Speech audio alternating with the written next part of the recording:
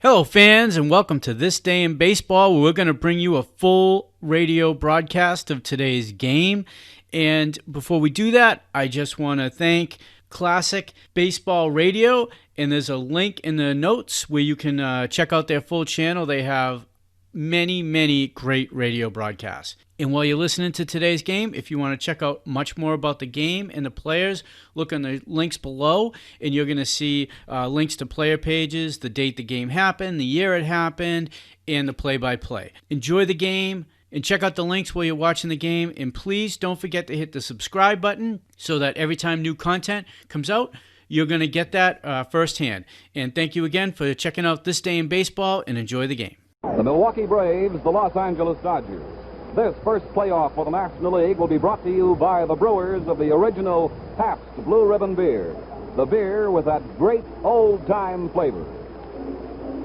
Good afternoon, everyone. This is Tony Flynn speaking from County Stadium. Bob Finnegan will be along later. And for the American Broadcasting Company, we're set to bring you the action of the first playoff game. Ground crew here at County Stadium has covered the infield with a tarpaulin. It is raining in Milwaukee at the present time. The forecast called for intermittent showers, and one has come along just in the last 3 minutes and has chased some of the fans back onto the roof. How long a rain will have, how long a holdup will have before the start of the game is a question at the present time, and we'll go along and wait till we get further word officially on it. Let's take a look at the starting lineups that will go into action for both the Dodgers and the Milwaukee Braves. First of all, the visiting Los Angeles Dodgers will have in their starting lineup in this batting order Junior Gilliam at third base. At second base will be Charlie Neal. Out in left field, the lad has been having some good home run hitting lately for the Los Angeles Dodgers and has gotten quite a few of them in just the last couple of weeks. Wally Moon. In right field will be Norm Larker. Gil Hodges will be at first base. Don Demeter in center field. The catcher for the Dodgers, Johnny Roseboro. Maury Wills, who's had pretty good luck against the Braves, incidentally, will be at shortstop. And the pitcher, as we start the ball game with the Dodgers, will be Danny McDevitt. In the starting lineup for the Milwaukee Braves, and this has been somewhat of a problem for manager Fred Haney of the Braves, as he has had a fair amount of injuries lately. Bobby Ávila will lead off and play second base. Eddie Matthews, one of the Braves' power hitters, will be at third base, batting second. Henry Aaron out in right field. Joe Adcock will be at first base. Andy Papko, a real veteran of the National League, will be in left field. Johnny Logan at shortstop. Del Crandall behind the plate. Billy Bruton will be in center field, and the pitcher will be Carlton Willey. What picture does a barbershop quartet bring to your mind? Silk shirts, spats, and the good old days? Listen and see if it doesn't suggest something about good old-time beer.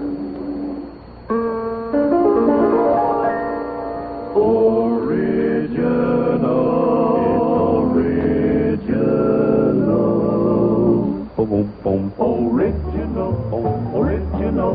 Original, and it's here. The original Pabst Blue Ribbon beer. Yes, the original Pabst Blue Ribbon is here.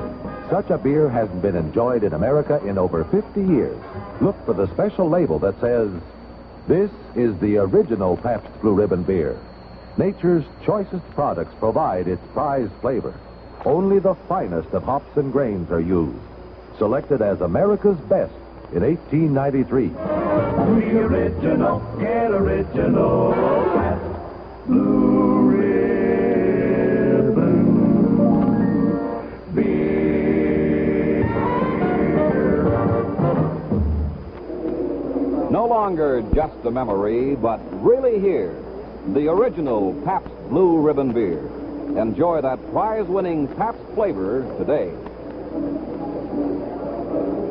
The ground crew standing right along the tarpaulin, along the first base line, but back about 20 feet from the first base line itself, waiting for instructions to take it up. The shower which fell seems to right now just about have stopped. It's still a very light sprinkle, but this is the kind of rain that you can play baseball in without bothering anybody too much.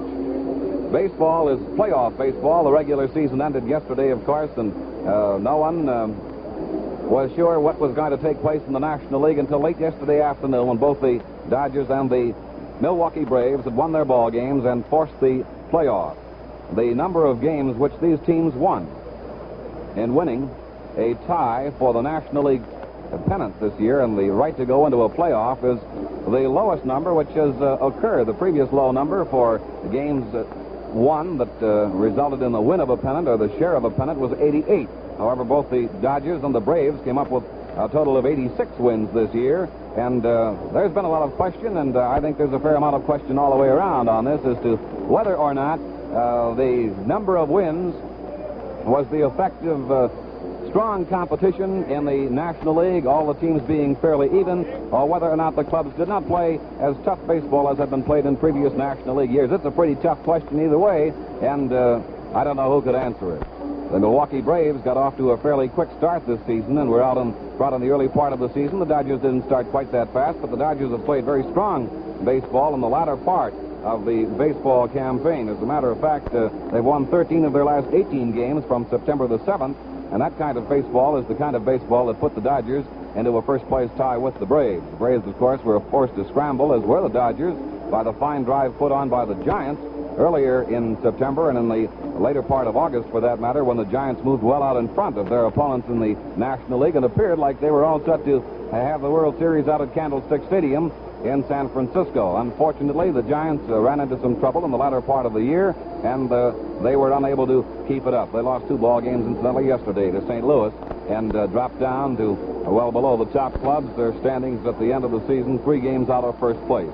They complete final standings in the National League, which are not really final until the playoff is over, puts the San Francisco Ball Club 3 games out with a percentage of .539. Pittsburgh, the 4th place club, 506, 8 games out, and then all the balance of the teams played under .500 baseball. Chicago, Cincinnati, St. Louis, and Philadelphia finishing in that order, with the Chicago club and Cincinnati both winding up 12 games out of first place. We have had no baseball players on the field at the present time, looking at the sky and against the stadium, trying to see how much it's raining. It's just a very light sprinkle. The Milwaukee Braves, whom are located in the first base dugout, are all inside the dugout. No one has stepped out. The warm-ups have been taken by the 2 starting pitchers, Danny McDevitt, who will go for the Dodgers, and Willey for the Braves. However, the ground crew here has covered the infield with the canvas, a polyethylene-type canvas, which is very light and goes on quickly, and they're going to keep it there until, I would imagine now, until the Braves tell them to take it off. Once the ball game goes into the hands of the officials, of course, then the umpires make the decision as to when the field is to be cleared of ball players, when a game is to be stopped, and when it is to be resumed. Game time is scheduled for about 1:25, and we still have a couple of minutes before that time, so we may go at the right time as the game was scheduled. The Milwaukee Braves and the Los Angeles Dodgers playing in the 3rd National League playoff in history. The last one was in 1951, as we mentioned earlier on our pregame show. That involved the Giants in a very big ball game against the Dodgers, the one in which Bobby Thompson had a big home run that sprung him into national prominence and really bounced him up there. We could say this, that here is the plan for tomorrow, and these teams will be playing out in the Coliseum in Los Angeles. They have already named their probable pitchers for that ball game. Lou Burdette will be the likely starter tomorrow in Los Angeles against the Dodgers, while Don Drysdale is the expected starter for the Dodgers against the Milwaukee Braves. All of the players, all of the representatives of the club, the press, and newspaper men, photo men who are covering the game this afternoon are carrying a little more gear than they normally do. They have full sets of luggage with them, and very shortly after this game is completed, there'll be a large migration out to Billy Mitchell Field or to the Chicago Airfield, and quite a few baseball people, players, managers, officials, fans, newspaper men, and so on will be winging their way out to the West Coast to watch the final 2 games. Those who have picked any type of odds on the 3-game series between the Dodgers and the Braves have seemed to lean to the Dodgers, with 2 of those games being played in the Coliseum, where that short left field fence means that a player who can hit a high fly ball is the home run slugger. This has been somewhat of a problem in previous games. It is a disadvantage to some ball players, they feel, and has been, I guess, a mental block, judging from the comments of some of the pitchers in the past, on working in the Coliseum. The Dodger pitchers, from what they have said in recent interviews and so on, have overgrown the fear of the fence in left field and now go out and pitch just as they would pitch in any other ballpark and don't worry too much about it. However, it has resulted in a few inexpensive home runs during the course of this season as it did last year.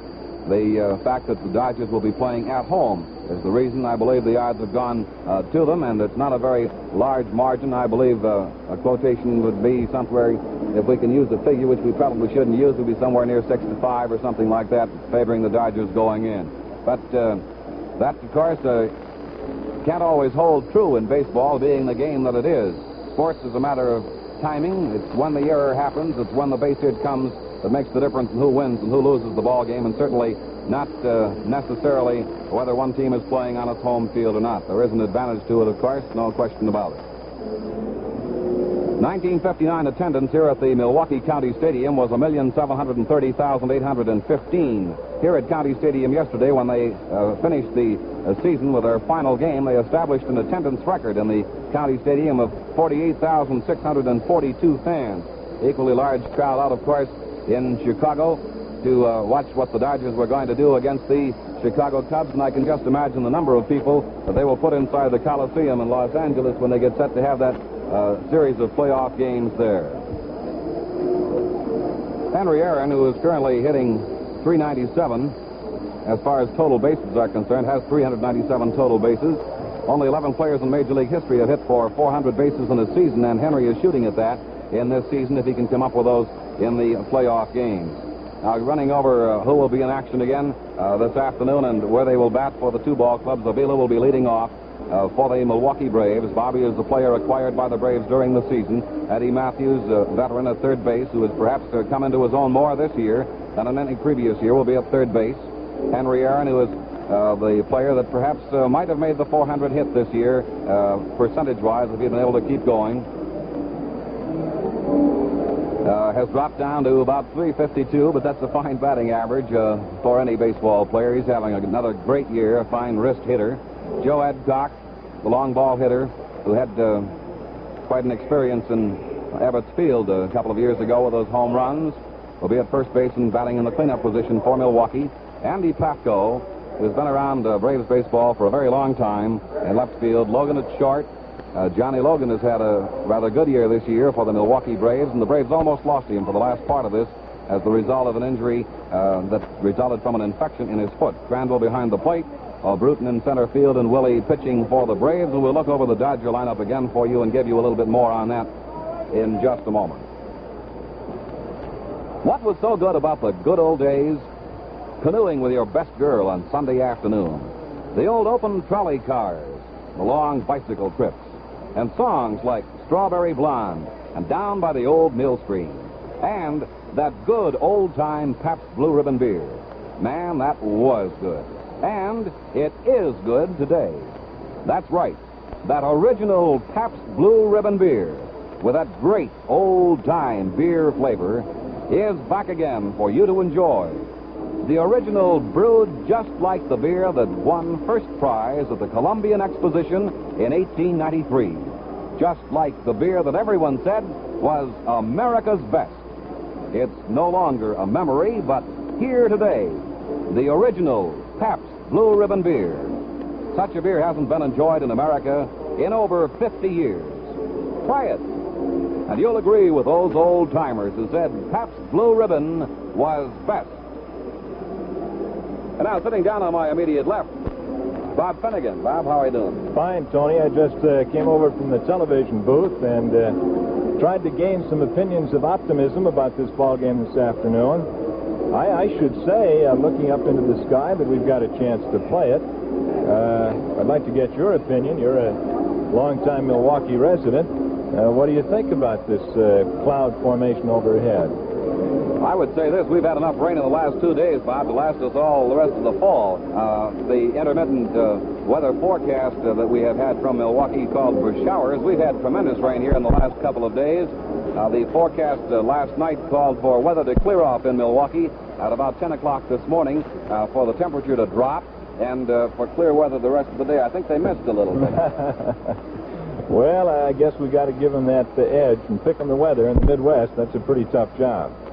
Well, did you get a chance to look at the starting lineups? We've gone over those a little bit. I was just about to review the Dodger lineup. Maybe you'd like to do that, Bob. Well, there are a couple of very interesting side stories to this playoff series between Milwaukee and Los Angeles as we get ready for it today.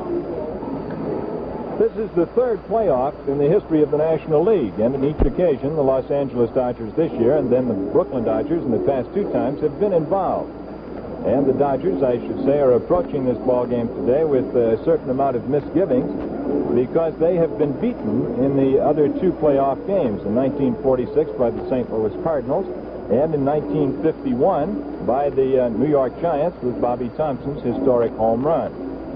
So the Dodgers come into the third National League playoff series in history. They've participated in all of them, and they are 0 for 2. So they're looking for better fortune today. The crowd is, for the most part, back up under the upper deck, under the cover of that stand. And the rain is pretty steady at this point. There's no fooling you about that. This is a steady rain. Incidentally, the Los Angeles Dodgers, if they should win this series against Milwaukee and become National League champions, they would be the first team in the history of the league, as a matter of fact, the first team in history to go from 7th place to first place the following season. And the two teams, Los Angeles and Milwaukee, wound up the 1959 regular season yesterday with the least number of victories for a pennant winner. Each team won 86 and lost 68, and the previous low for a pennant winner was the Detroit Tigers back in 1945 when they won with 88 victories. Those who have seats in the lower boxes seem to be occupying them, and there aren't many standing back for the cover of the upper deck, and it appears at this moment as if the rain has stopped. But it's a dark day, Tony, and it's still threatening. Yes, it is, Bob, and we might go through the officiating crew who will be working this ball game. We mentioned that Jocko Conlon will be the leader of the crew, and he brought his crew out. He has we have a total of 6 umpires who will be working on this afternoon's ball game, and here's who they are and where they will be located. At the plate calling the balls and strikes will be Jocko Conlon. Very important task in this particular ball game. At first base will be Augie Donatelli. Gorman will be at second base. At third base will be Al Barlick. Along the right field line will be Bill Jakowski, and along the left field line, Dusty Boggess. They'll have a big job. They're equally important as the players are in this particular ball game and in the series, which is going to take place between these two clubs. Ballpark looks to be in beautiful shape.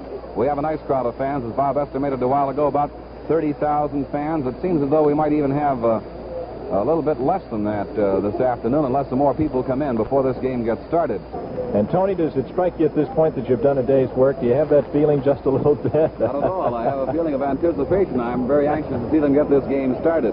Bob, I had a real interesting conversation with Whit Matthews on the pregame show this afternoon, and talking about the American League club that is going to be in the World Series, the Chicago White Sox. He said at that time that if he was to pick most valuable player on the White Sox club, he'd go and pick Al López of the Chicago White Sox. Now, you're located in Chicago primarily. How do the fans down there feel about those Sox?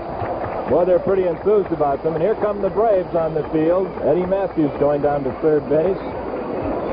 Johnny Logan going to shortstop. Ávila going to second base. Adcock to first. The outfield, Papko in left.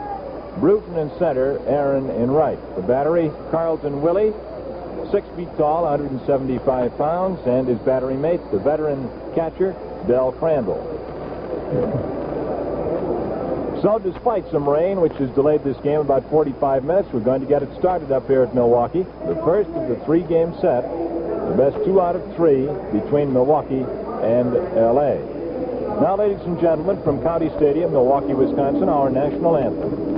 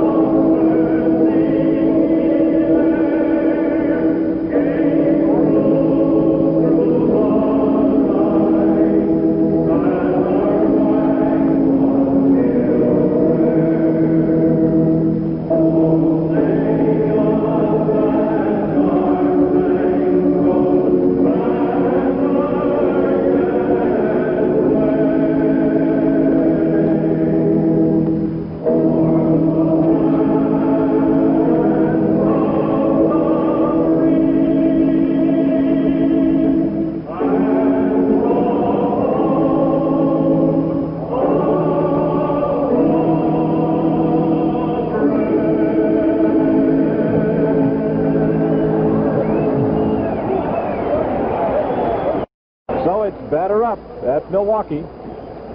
These two teams battling it out for the National League Championship of 1959. In the field, the Milwaukee Braves, 2 times National League champions in the last 2 years. And at the bat, the Los Angeles Dodgers. The Milwaukee Braves and the Los Angeles Dodgers. The first playoff for the National League game is being brought to you by the brewers of the original Pabst Blue Ribbon beer. The beer with that great old-time flavor.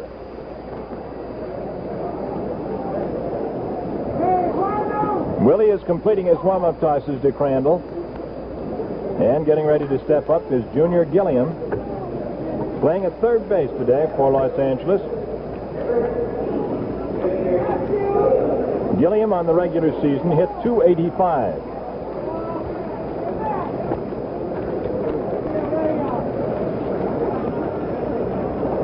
Gilliam hit .285. He batted in 34 runs. He had 3 home runs, 4 triples, and 18 doubles. He's a speedster and a left-hand batter. Third baseman Eddie Matthews in close from the bag. And Willey's first pitch is on the way, and it's a little bit high for a ball, and this one's underway. A 1-0 count to the Los Angeles leadoff man, Gilliam. The outfield is playing Gilliam straight away and especially deep in left. Papko in left field is way out there, which is unusual for a left-hand batter. The next pitch is strike called, a fastball right down the pike, a beautiful pitch. But Gilliam can hit to all fields and is especially strong, punching the ball to left. He's a good bunt man, too, and Matthews, the third baseman, in close, just in front of the bag, and about 5 feet fair, knows this. 1-1 pitch. Here it is from Willey. It's cut on and fouled back in to the upper deck behind home plate, and the count goes to a ball and 2 strikes. 1-2 count to the Los Angeles leadoff man.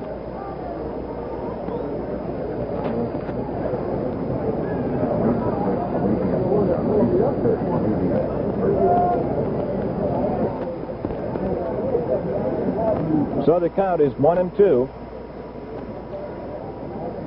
Pee Wee Reese down in front of us, the third base coach for Los Angeles, cups his hands and shots to Gilliam, says, let's get one going. Fastball low, 2-2. Even up count of 2 balls and 2 strikes.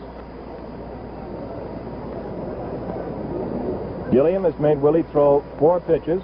He's the leadoff man. 2 have missed. 1 has been a called strike, and he's fouled 1 off. Here it is. Cut on. Pop up toward the third base side. Matthews into foul territory. And he's got the first out. Matthews behind the bag by 20 feet and just 2 or 3 feet from the first row of the box seats makes the catch on the foul ball off the bat of Junior Gilliam. So there's 1 away in the top of the first inning, and here's Charlie Neal, the Dodgers' second baseman.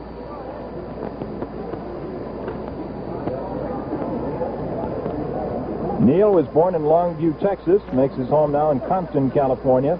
He's 5 feet 10, 160 pounds, and on the season hit .284. First pitch into the dirt just in front of Crandall, the catcher, and it's a ball.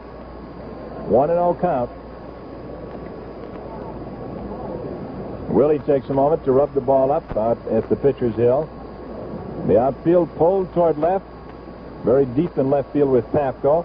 Bruton over in left center. Aaron way off the line in right, giving him a lot of room down the line if he should punch one. Ground ball toward the second baseman. Off his forearm, Ávila cannot make the play, and it looks like it'll be a base hit back of the bag at second. It's a hit. A hard hit ball through the box that Ávila, playing toward second base, was able to get to. He attempted to make a backhand pickup, failed when the ball skipped into his forearm and out into the grass in short center field. It's a base hit. That's the first one of this 1959 playoff series. Here's Wally Moon, the number 3 batter and the left fielder, left-hand swinger. Teammate Neal is at first base. Outfield straightaway and deep. Infield swung toward the first base side. Willey looks. He fires to the plate. It is just outside for a ball. Neal at first base fakes a move to second, then gets back to the bag after the pitch. Willey peers down at Crandall for his sign. 1-0 the count. There's a lead by Neal at first. A pretty good lead. There he goes. It's swung on. A hit and run. The bat flies further than the ball. Willey plays it to first base for the out. And on the play Neal goes to second. On the hit and run, Moon was committed to swing. The pitch was outside and may have been, in fact, a pitch out. Moon half threw, half swung his bat at the ball. The bat sailed toward the second base, past the pitcher's hill. Willey came on from the pitcher's hill in front of it and threw him out. So it's pitcher to first base for out number 2. And Neal moved from first to second on the play. So there are 2 down in the top half of the first inning. And the Los Angeles right fielder, Norm Larker, another left-hand batter, is standing in. Larker hit .281 in the regular season. Willey looks at second, fires to the plate, and misses just outside with a low fastball. So it's 1-0 to Larker. Outfield, a little bit toward right, shading this left-hand swinger toward the right field foul line. 2 down in the top of the first inning. Game delayed 45 minutes by rain here in Milwaukee. Willey checks the base runner. The shortstop Logan cuts over, then back. It's swung on and missed for a strike. That makes it 1-1. Ball 1, strike 1 count. The first baseman, Joe Adcock, is back on the right field grass down the line. He's playing this fella plenty deep back of that first base position. All right, Willey, with his gloved hand on his knee, peers down with a sign from Crandall. 1-1 count to Larker. The pitch is a strike call.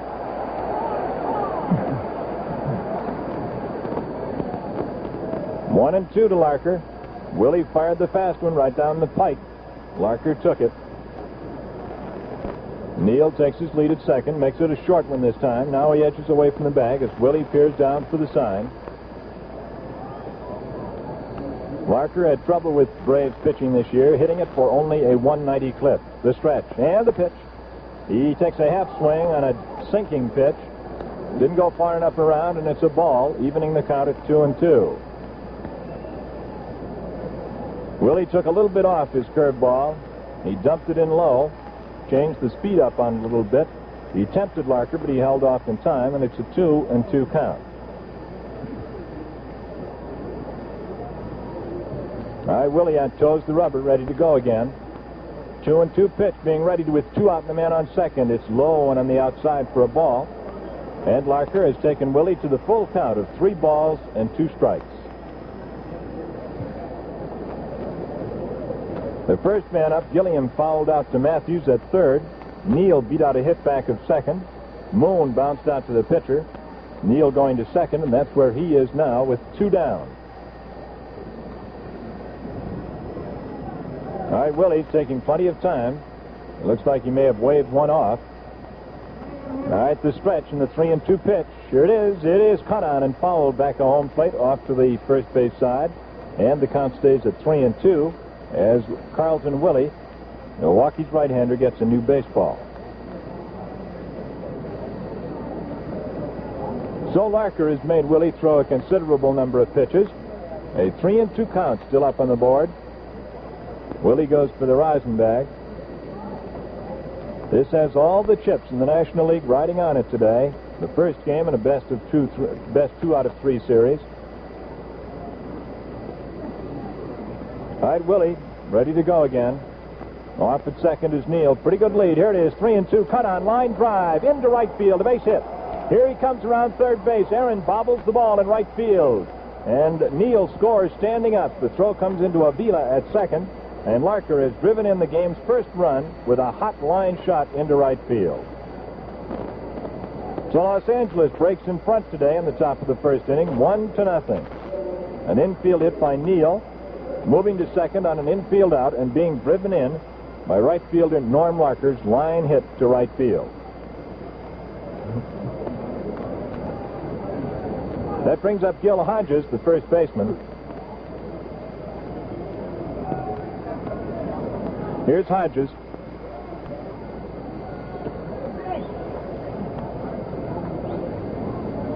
Gil is up there with 2 away and a runner at first base. Norm Larker with the run batted in. Los Angeles 1, Milwaukee nothing. Top of the first. The first pitch, low bridges him. A high inside fastball, and Hodges was forced to hit the dirt on that one. It's ball 1.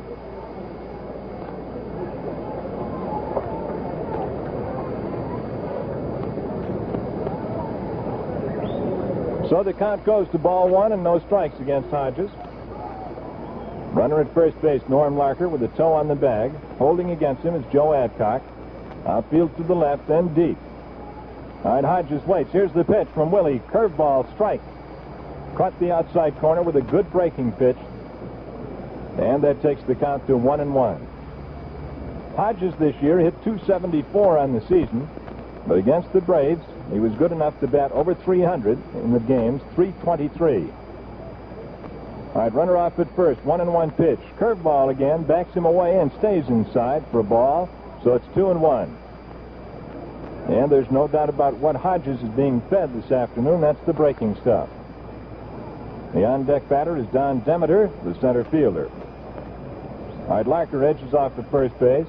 Hodges waits for Willey's pitch. The count 2-1. Here it is.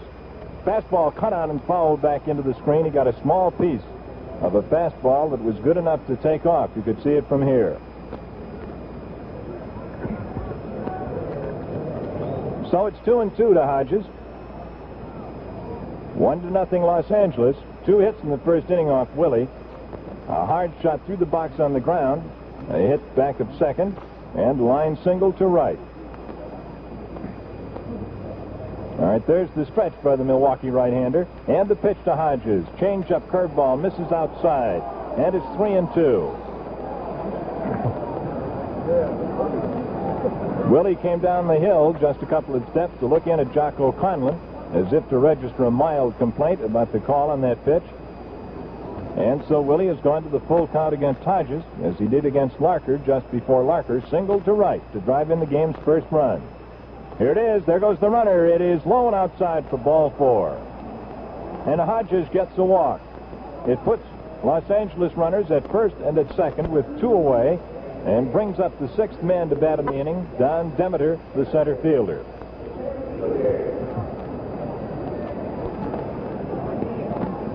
Demeter was a .257 hitter on the season, and he held his average against Milwaukee, hitting .258. So the base runners are Larker at second, Hodges at first, 2 away, Demeter the batter.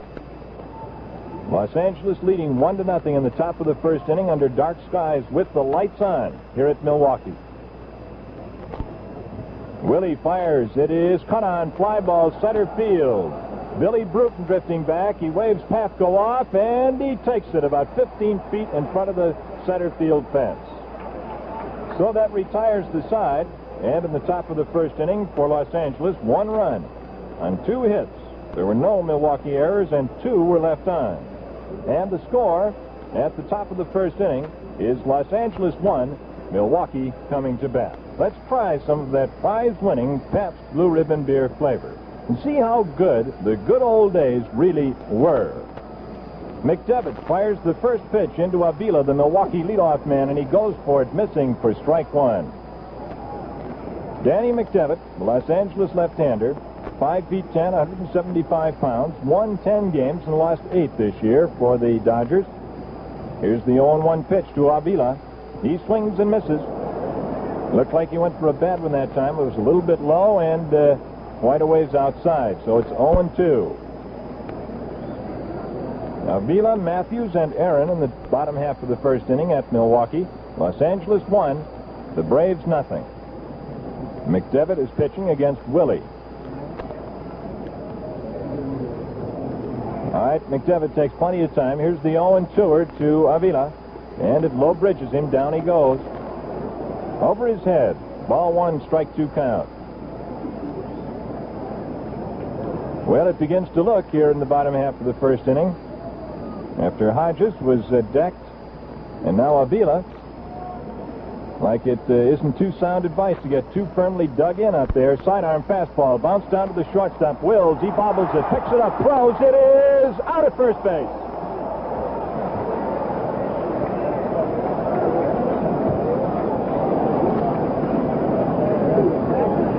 Ávila is out at first base, and Wills, quick recovery at shortstop. A grass-cutting ground ball down to the shortstop, which he bobbled, but picked up in time to throw to Hodges at first base. And it's 1 away. Brings up Eddie Matthews, the third baseman. He swings at the first pitch, a change-up curveball, and misses for strike one. Matthews on the season had 16 doubles, 8 triples, and hit for the circuit 45 times to lead his club. Here's the pitch. It's a fastball cut on and fouled back into the screen behind home plate. And, in fact, sails right into the television booth, which we occupied a little while ago with George Kell. And the ex-American League third baseman stood up in yeoman-like fashion and made the catch with one hand. Attaboy, George. They've got George talking and fielding today, Tony. So the count is 0-2 to Matthews, the Milwaukee strong boy. And here's McDevitt's pitch. It is cut on and missed for strike three as he went for a fast-breaking outside curve. And that is the game's first strikeout. So there are 2 away as Ávila bounced out to short on a close one. Matthews is a strikeout victim. And here's Hank Aaron. And what a hitter this fellow has been.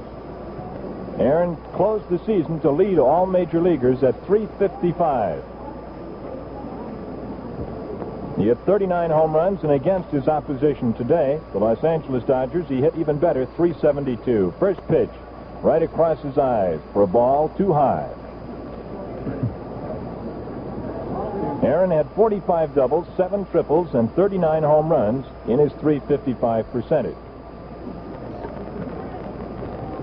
He's batting in the number 3 position, reserved for the team's most consistent hitter as a rule, and certainly in this situation that rule applies. The outfield just about to the wall, fastball low and inside. That makes it 2-0. The left fielder, Wally Moon, is just about on the dirt track in front of the left field screen. The center fielder, Don Demeter, is only about 20 feet in front of the wall, and the right fielder, Larker, pulled over and deep. Sidearm pitch misses outside. And Aaron is being treated very cautiously here in the first inning. McDevitt is going to feed him nothing too good. A 3-0 count, and Aaron, as he has proved, is not the kind of batter who will go for the bad pitch on many occasions. He misses outside with a change-up fastball, and it's ball 4. Aaron gets a walk. He becomes Milwaukee's first base runner. And that brings up Joe Adcock, the first baseman, batting in the cleanup position.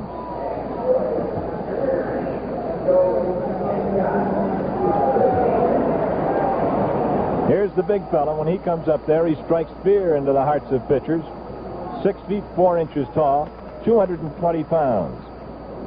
Louisiana born. On the season, Adcock 5 points under 300. Teammate at first is Aaron with a short lead. McDevitt into the stretch motion. The outfield deep to the left. The infield to the left side as well. The first pitch is low for a ball.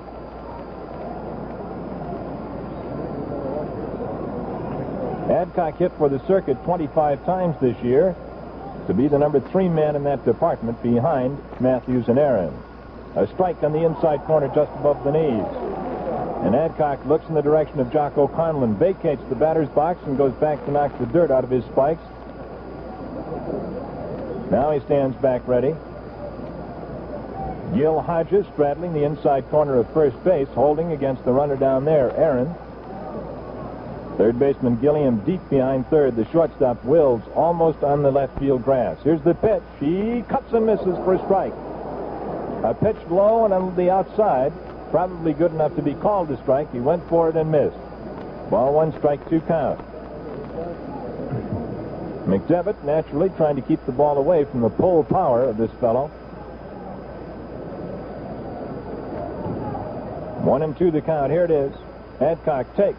And it misses for a ball. That makes it 2-2. The first man up, Ávila, bounced out to short. Matthews struck out. Aaron was walked on 4 pitches. And Adcock is up there with a 2-2 count.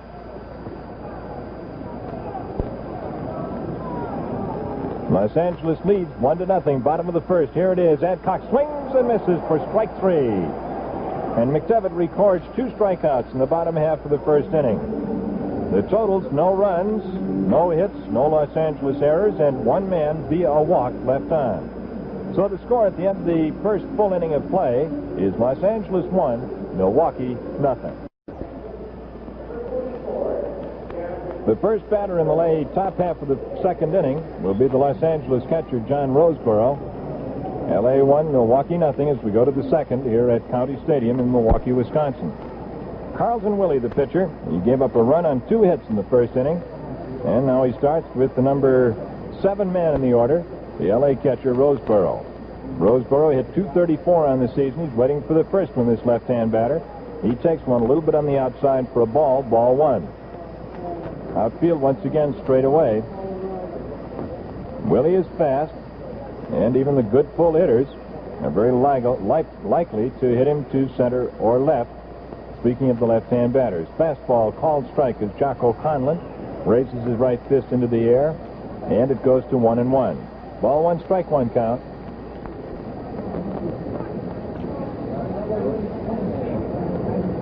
Third baseman Matthews playing close at the bag. Here's the pitch. Cut on, fouled back into the upper deck behind home plate. And it's a ball and 2 strikes against Roseboro. 1-0 Los Angeles in the first of this best 2 out of 3 game series for the National League pennant.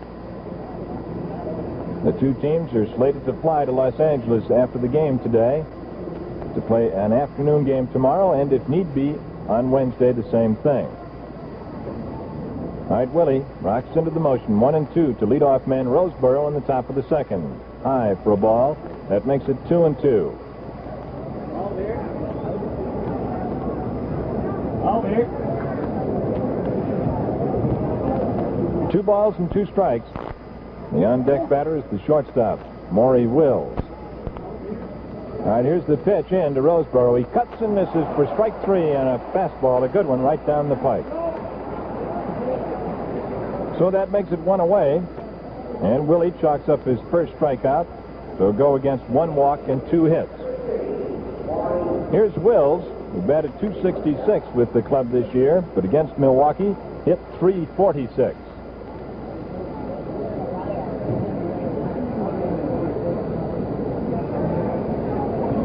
Left-hand batter stands deep in the batter's box. The outfield shallows up for him. He's not a long ball hitter. Fastball cut on and fouled into the screen back of the plate. And the count is 0-1.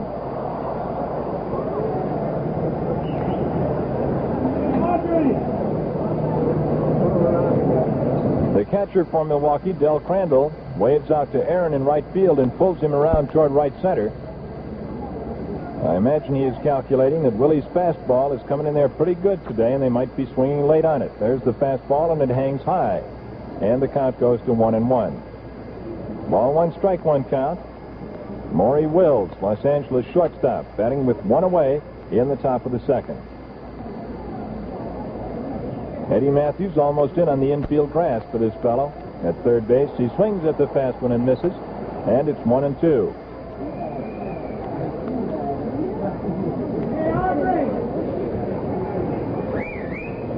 One ball and 2 strikes to Wills.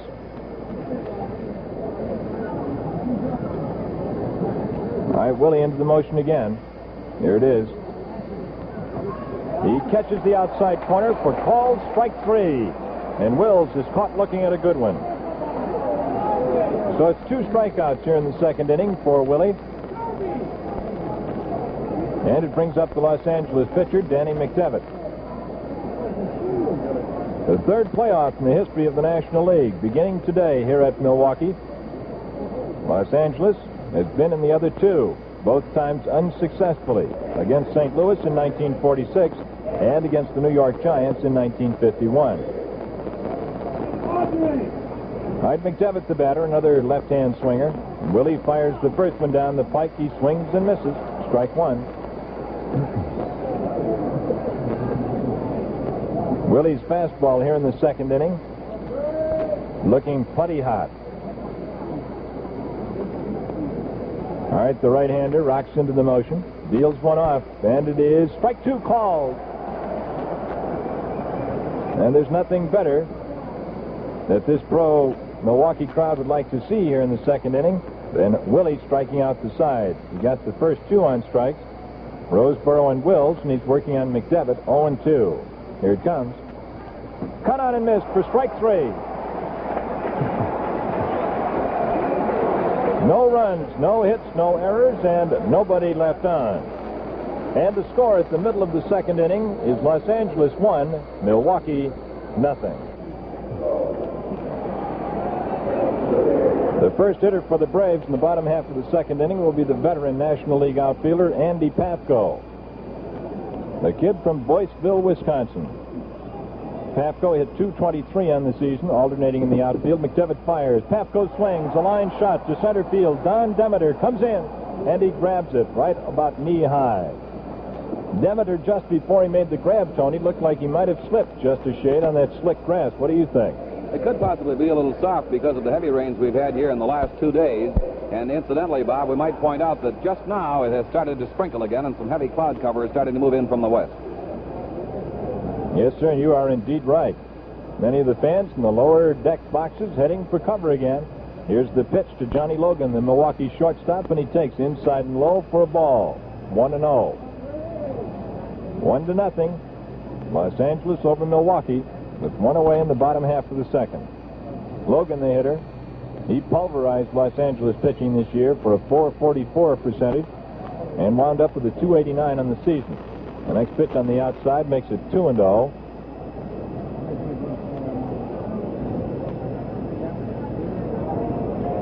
Johnny Logan, born in Endicott, New York, makes his home here in Milwaukee now. Looks at a sidearm pitch that comes in low for a ball.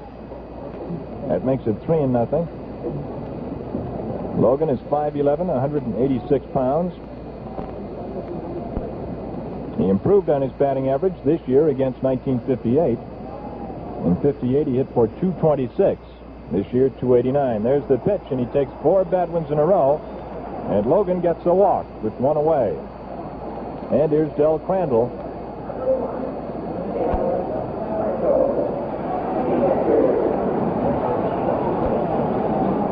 Here's a great man to have behind the plate on your ball club. He can really run that team.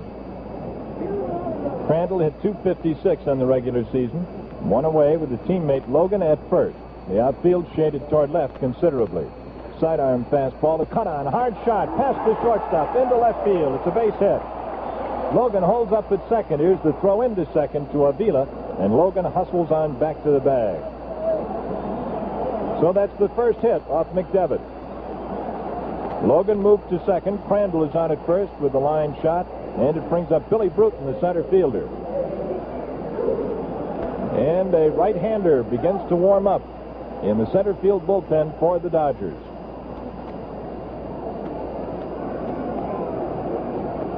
Billy Bruton, a .293 hitter on the 1959 campaign, which ended yesterday. Left-hand batter, teammates at first and at second. Logan at second, Crandall at first. Here's the pitch to Bruton. He takes high for a ball.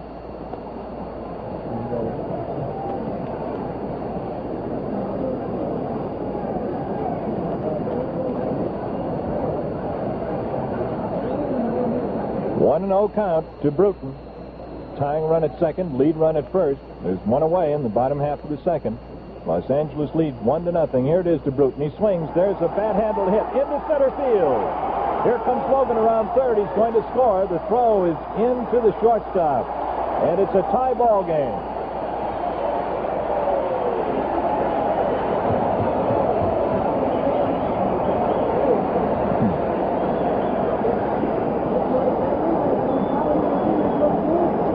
Ball game here at Milwaukee is all knotted up in the bottom half of the second inning.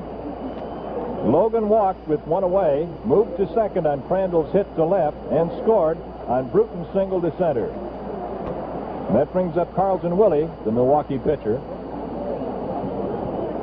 And the right-hander out there, Sherry, begins to throw hard for Los Angeles.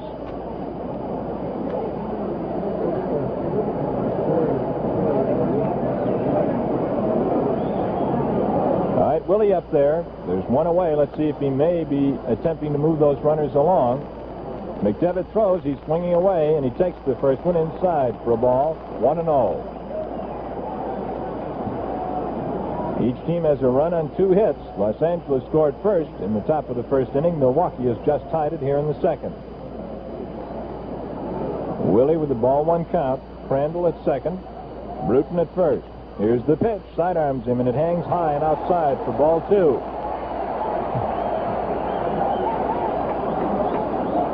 And over to talk to McDevitt comes Junior Gilliam from third base, and out to talk to him comes the catcher Roseboro.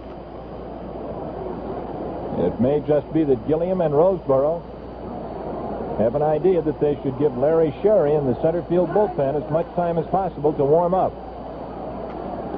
Gilliam continues to talk to McDevitt, and the crowd begins to get on him. And here comes Alston. Here comes Walter Alston out of the third base dugout. And out in center field, beyond that center field wall, Sherry, the young right-hander, throws hard. So out at the pitcher's hill at this moment is manager Walter Alston, with Roseboro the catcher, first baseman Gil Hodges, and McDevitt, whose fate in this ball game hangs in the balance.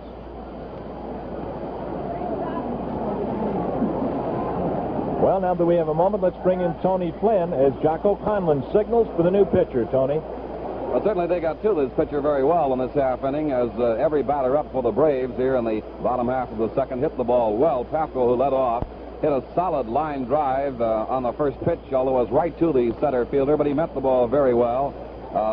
Right about then, McDevitt seemed to lose control entirely and threw 5 straight pitches that failed to catch the strike zone. Among those 5, 4 to Logan, which put him on first base and got things started here. Crandall got a hold of his line drive very well, that he drove out there to left field to move Logan down to center field. And right now, coming in from the bullpen is Larry Sherry and the motorized transportation provided by the Braves here at County Stadium. So in the second inning of the first playoff game in the National League, the Dodgers have been forced to use a number 2 pitcher, and they're bringing in Larry Sherry. Well, Sherry is going to take over from McDevitt now.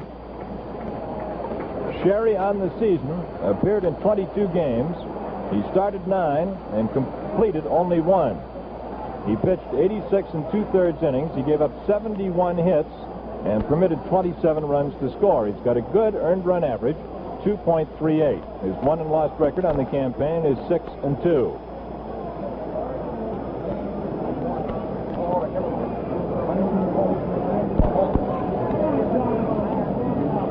So Sherry gets his warm-up tosses in, and the situation is this at Milwaukee. There are runners at first and at second, and the score is all tied at 1-1. Milwaukee has base runners at first and at second. Crandall at second, Bruton at first, and Willey is the batter. What was so good about the good old days? Well, here's one answer: Pabst Blue Ribbon beer. The original Pabst Blue Ribbon beer with the prize-winning flavor, selected as America's best in 1893. No longer a memory, here for you to enjoy today in original Pabst Blue Ribbon beer. All right, Sherry takes over the pitching duties from McDevitt, and Willey stands in. The base runners begin to edge away.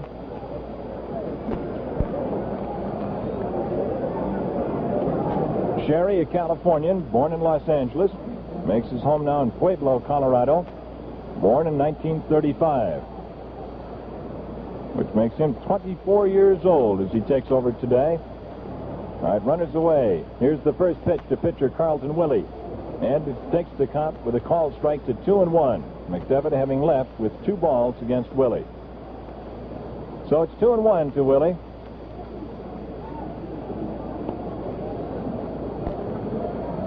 The outfielders in right and in center are shallowed up a little bit. We have a steady but light rain falling at this moment. The left fielder Moon fairly deep. Sherry peers down for his sign. The runner's away at first and second. Here it is, cut on and fouled into the upper deck behind home plate. And the count goes to 2-2. So Sherry in 2 pitches has come even with the batter. Taking over with a 2-0 count. It's now 2-2. The lights are on here at Milwaukee. They were turned on for the beginning of this game, which was delayed about 45 minutes by rain. All right, Crandall edges at second.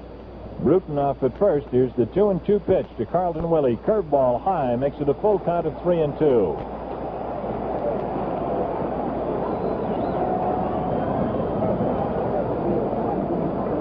The lead run at second base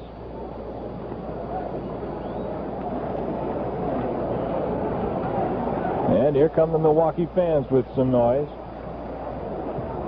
Sherry checks the runners. Here it is, the 3-2 pitch. Caught on, ground ball. The shortstop, Wills, he bobbles it. They're safe all around.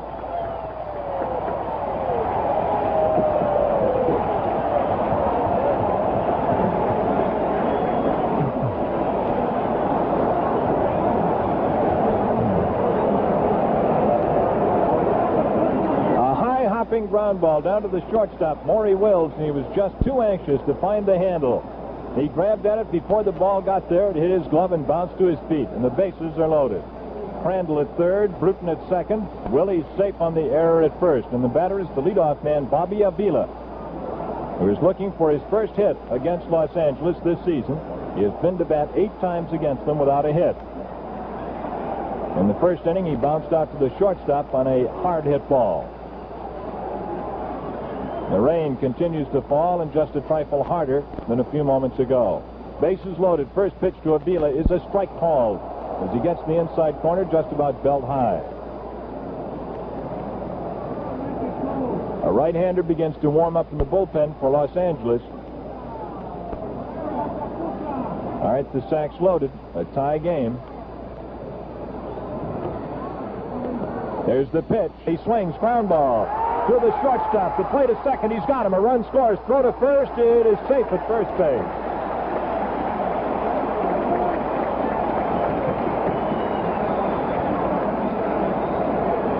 Crandall came in to score from third on the fielder's choice, going from the shortstop, Wills, to second baseman Charlie Neal.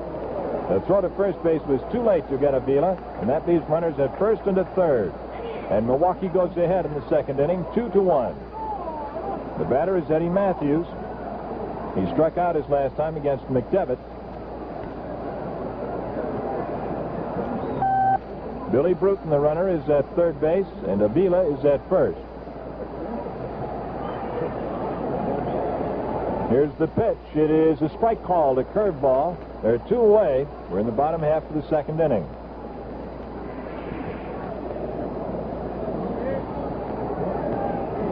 And the rain becomes even harder. And at this point, the thought comes to mind, will it have to be held up? Fastball sails high, and it's 1-1. Well, at this point, you can just judge that this is a bad day in Milwaukee. Rain off and on, especially hard at game time. It led up for the game to be started 45 minutes late, and it's coming down again. Runners at first and third, edge away. Here's the pitch to Matthews. It's too close for a ball, 2-1. 2 runs have scored in this inning. On a walk, 2 hits, an error, and a fielder's choice. Milwaukee has 2 runs on 2 hits. Los Angeles, 1 run on 2 hits. All right, Matthews with a 2-1. Sherry, the Los Angeles pitcher. Here it is. Caught on, ground ball down to the second baseman, Neal. He's got it. The throw to first to retire the side. And so Matthews bounces out to end the inning. And the totals on the second for Milwaukee: 2 runs on 2 hits, 1 error, and 2 left on. And the score at the end of 2 full innings of play is Milwaukee 2, Los Angeles 1.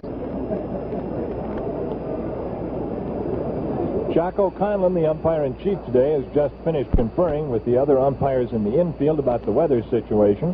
The game is going to continue, but the rain is steadily coming down. Not hard enough to vacate the seats in the lower boxes.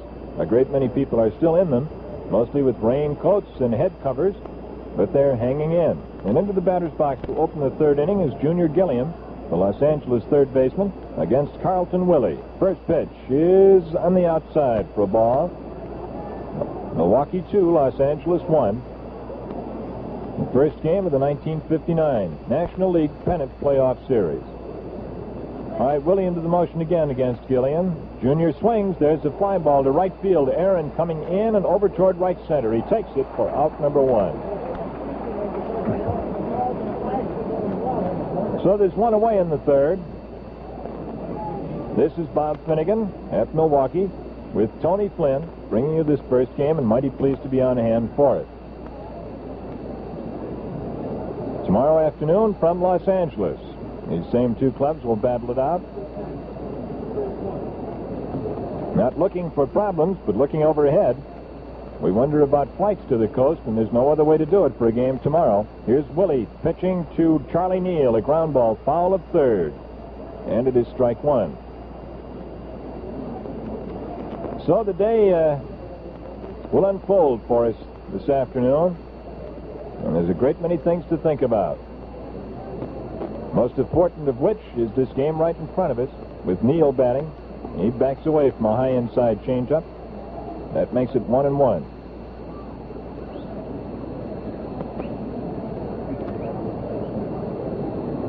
Los Angeles scored first in the first inning on an infield hit, an infield out, and a single by Larker. Fastball high for a ball. 2-1 to Neal.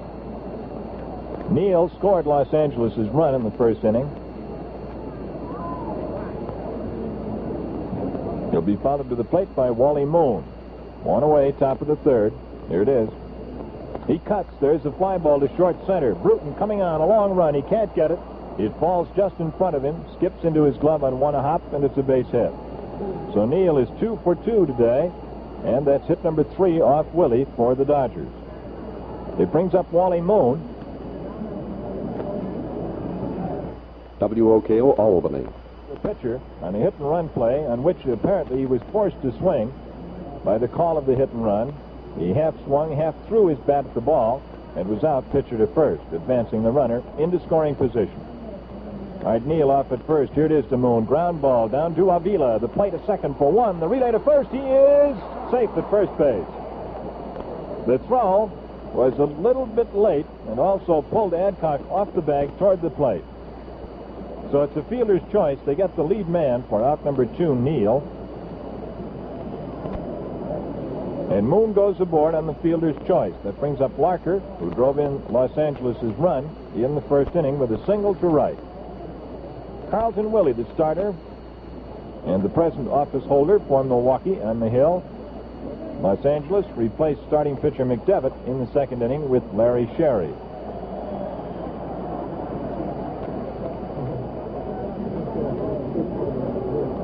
All right, 2 down in the third for Los Angeles.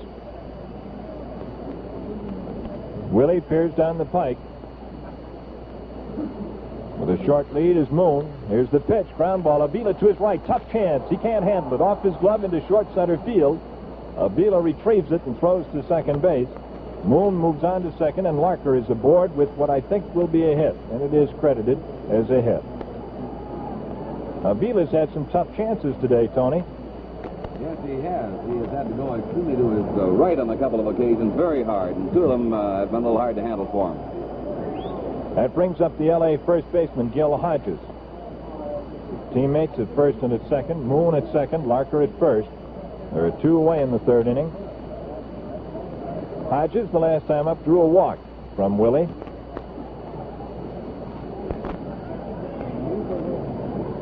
The big right-hand swinger gets ready to look at some stuff from Willey.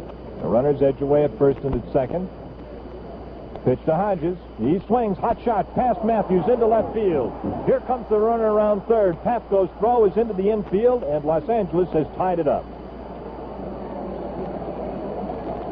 Moon came around to score on the single to left by Hodges, and we have a brand new ball game again. Los Angeles 2, Milwaukee 2 in the top of the third.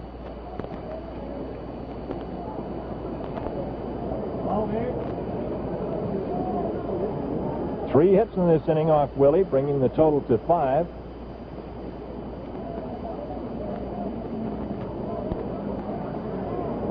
All right, the batter up there is Don Demeter, the center fielder. Teammates at first and at second again for Los Angeles. 2 away.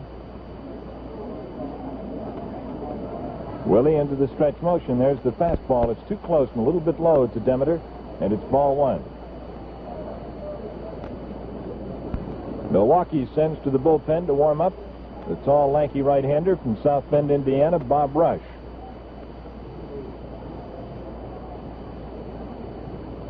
All right, Larker off at second base, Hodges at first. Demeter waiting for the pitch. Willey fires it in. A fastball cut on and fouled into the screen back of the plate. And it's a 1-1 count. Los Angeles scored first to lead 1-0. Milwaukee went ahead 2-1, and L.A. has tied it up here in the top of the third.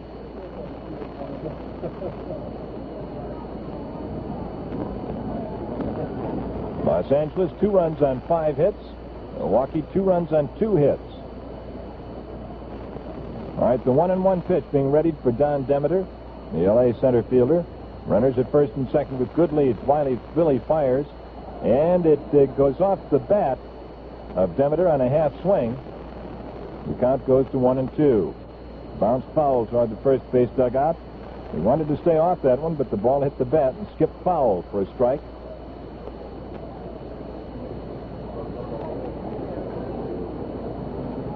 This game being played in its entirety under the lights. They were turned on for the start.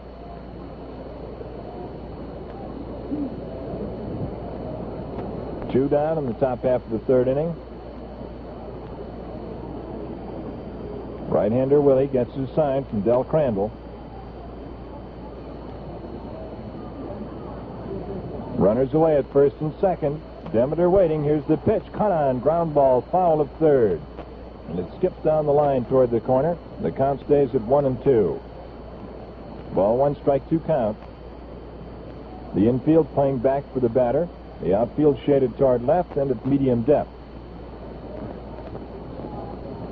And that defensive alignment permits the base runners, Larker at second and Hodges at first, to get good leads.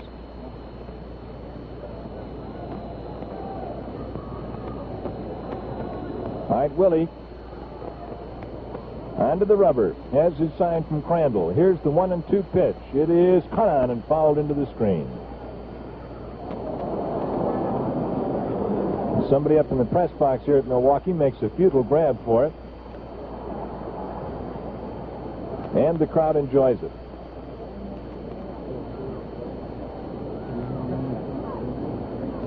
Two away.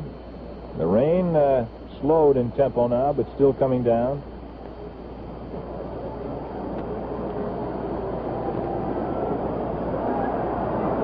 Well, the crowd is looking behind home plate at the screen where the last foul ball became wedged.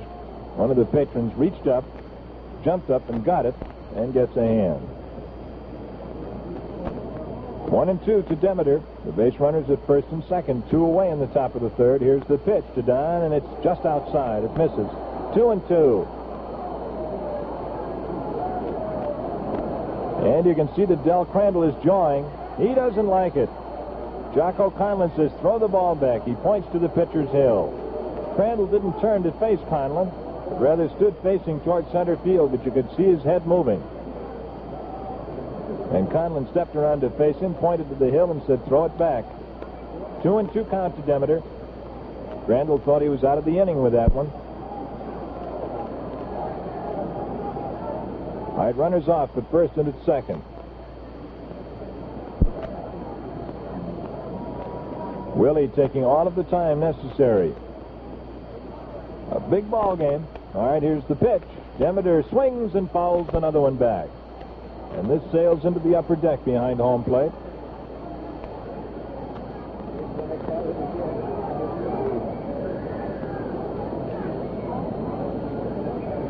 Gilliam opened this inning by flying to right.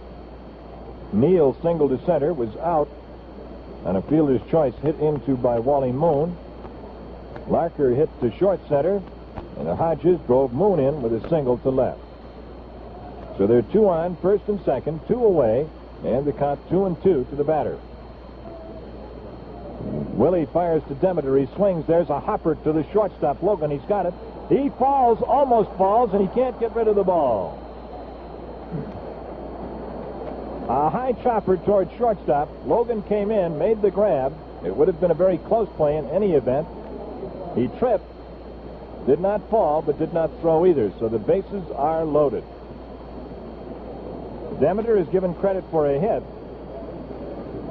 The official score ruling that even had Logan played the ball cleanly without tripping, he would not have beaten Demeter to first base with a throw. So the catcher, Crandall, goes out to talk to Willey, has a brief conference with him, and comes back. The bases are loaded, and Roseboro, who struck out his last time up, is the batter for Los Angeles. Larker at third, Hodges at second, Demeter at first. They're 2 away, and this ball game is a 2-2 game. So here's a big batter as Willey fires. There's a fly ball high to right field, but Aaron is coming in, waiting. He's got it for out number 3. And so Milwaukee gets out with just 1 run against them and the bases left loaded. The totals on the third for Los Angeles: 1 run on 4 hits. There were no errors and 3 left aboard. So the score at the end of the top half of the third inning is Los Angeles 2, Milwaukee 2. What picture does the barbershop quartet bring to your mind? Silk shirts, spats, and the good old days? Well, just listen and see if it doesn't suggest something about good old-time beer.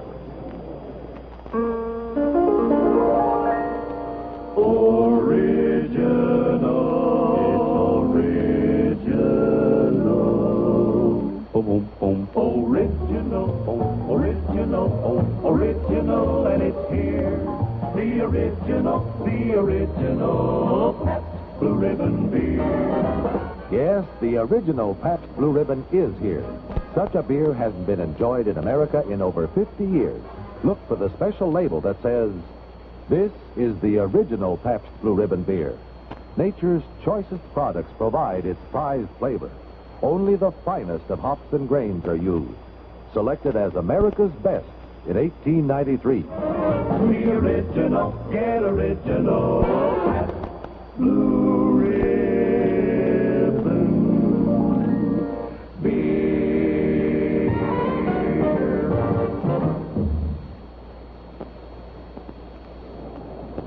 No longer just a memory, but really here, the original Pabst Blue Ribbon beer. Enjoy that prize-winning Pabst flavor today. To open the bottom half of the third inning for Milwaukee, the Braves' great right fielder from Mobile, Alabama, Hank Aaron. The Major League's leading hitter takes the first pitch from Los Angeles' right-hander Larry Sherry on the outside for ball 1. In the last half of the third, Aaron, Adcock, and Papko in that order. Sherry fires again, and Aaron takes a little bit wide for ball 2. Last time up, Aaron didn't get a look at, I think he walked on 4 pitches, Tony. They pitch him cautiously, as you might expect. He drew a pass his last time up. Here's the pitch to him, and that one's down the pike for a strike, the fastball. The count is 2 balls and 1 strike to the Milwaukee leadoff man in the last half of the third inning.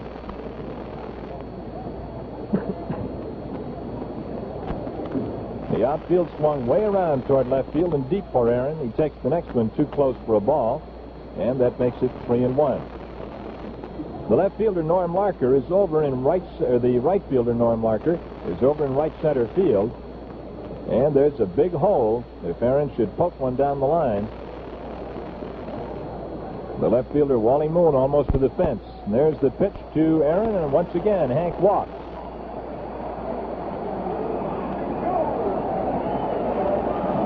Aaron draws another walk. That brings up Joe Adcock with Aaron, the lead run at first base. Adcock, his last trip to the plate, the big fellow struck out against McDevitt.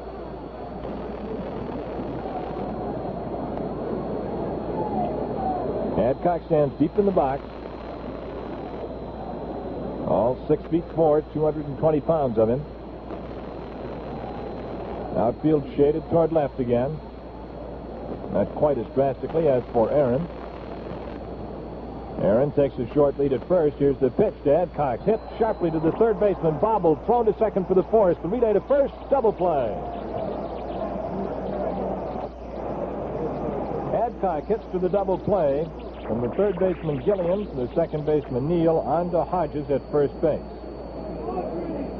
The ball was a one-hop shot down to Gilliam. It was in his glove, popped up. He grabbed it with his bare hand, fired it on to second base. The relay nipped the batter, Adcock, and it's 2 away. The base is empty. Andy Papko steps in. He flied to center his last trip. Papko swings, and there's a sky-high pop-up. Foul of third. Gilliam down there. So is Roseboro. Look out. They collide. Roseboro holds it, but falls down. The ball actually was much closer to third base, but Roseboro made probably 70 or 75 feet of the 90 feet to third base in foul territory, made the catch, spun into Gilliam, and fell down holding the ball. So the totals on the third for Milwaukee: no runs, no hits, no errors, nobody left, and at the end of 3, the score is Los Angeles 2, Milwaukee 2. Great little double play move that time by the third baseman of the Dodgers, Gilliam, who took that hard smash, let it pop out of his glove, recovered quickly enough to get the double throw over to first base for the double out. We're ready to go with the action in the top of the 4th, and here's Bob Finnegan. The leadoff hitter in the 4th inning for Los Angeles is Maury Wills, the shortstop. He was called out on strikes the last time up in the 2nd inning. Carlton Willey into the motion, and here it is. He swings. There's a fly ball to left center. Bruton over there, so is Papko, and Bruton puts it in his hip pocket for out number 1. And due up is the pitcher, Larry Sherry. Sherry coming out to bat with 1 away in the top half of the 4th inning. Los Angeles 2, Milwaukee 2. We can see Dodger president Walter O'Malley sitting bareheaded next to the Los Angeles dugout down in front of us. We're looking for the team of Al López, Bill Beck, and Chuck Comiskey of the White Sox, and I'm sure there's someplace in these stands.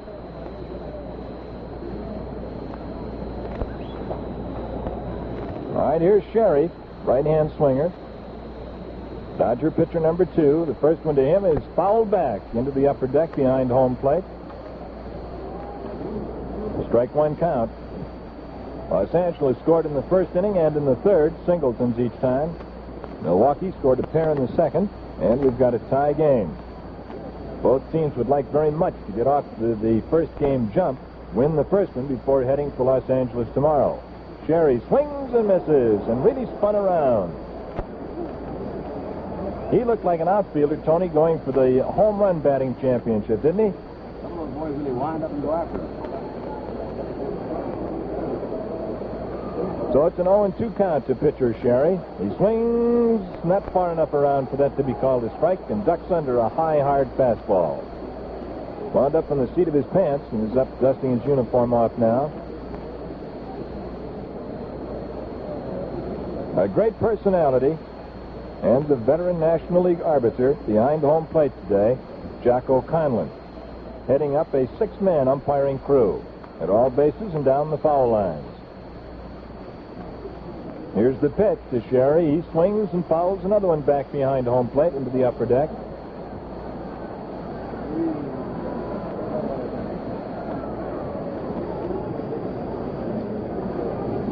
The game being played under a gray mantle of clouds at Milwaukee today.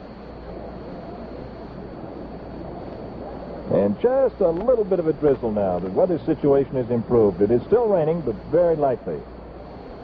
Sherry swings at the next one, fouls it off the plate into foul territory. Crandall makes a 1-bounce pickup and fires it back to his battery mate, Carlton Willey.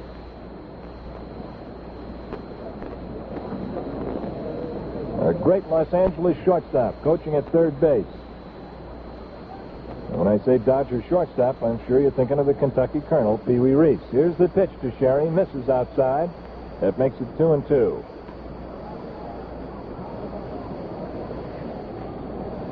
The leadoff hitter, Junior Gilliam, is on deck. These two teams tied up at 2-2 in the top of the 4th. Here's the pitch. Sherry swings and gets a small piece, enough to raise its flight into the screen behind home plate.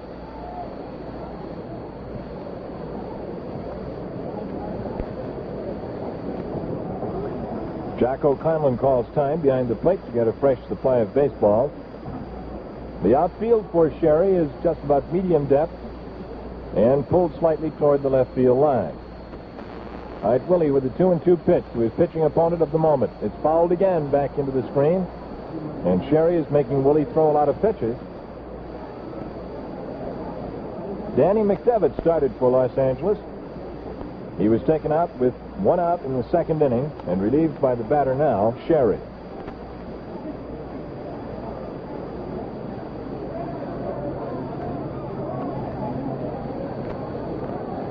All right, Willey'd like to deposit this guy on the bench and get past him. Here's the 2-2, and it goes high, way above his head for ball 3, 3-2. That one looked like it slipped off, a fastball that took off and kept going and kept going. And Crandall had to come off his haunches quickly to bring it down.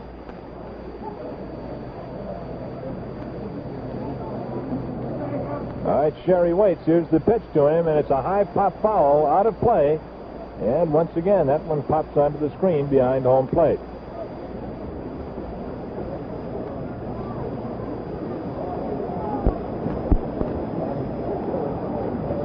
Full count of 3-2 to the Dodger pitcher. The leadoff man, Gilliam, the on-deck batter, is one away with nobody on in the top of the fourth inning at Milwaukee, and it's a 2-2 game. All right, here it is from Willey. He's cut on and fouled again. Tony, get out a new score sheet for foul balls. We're running out of space.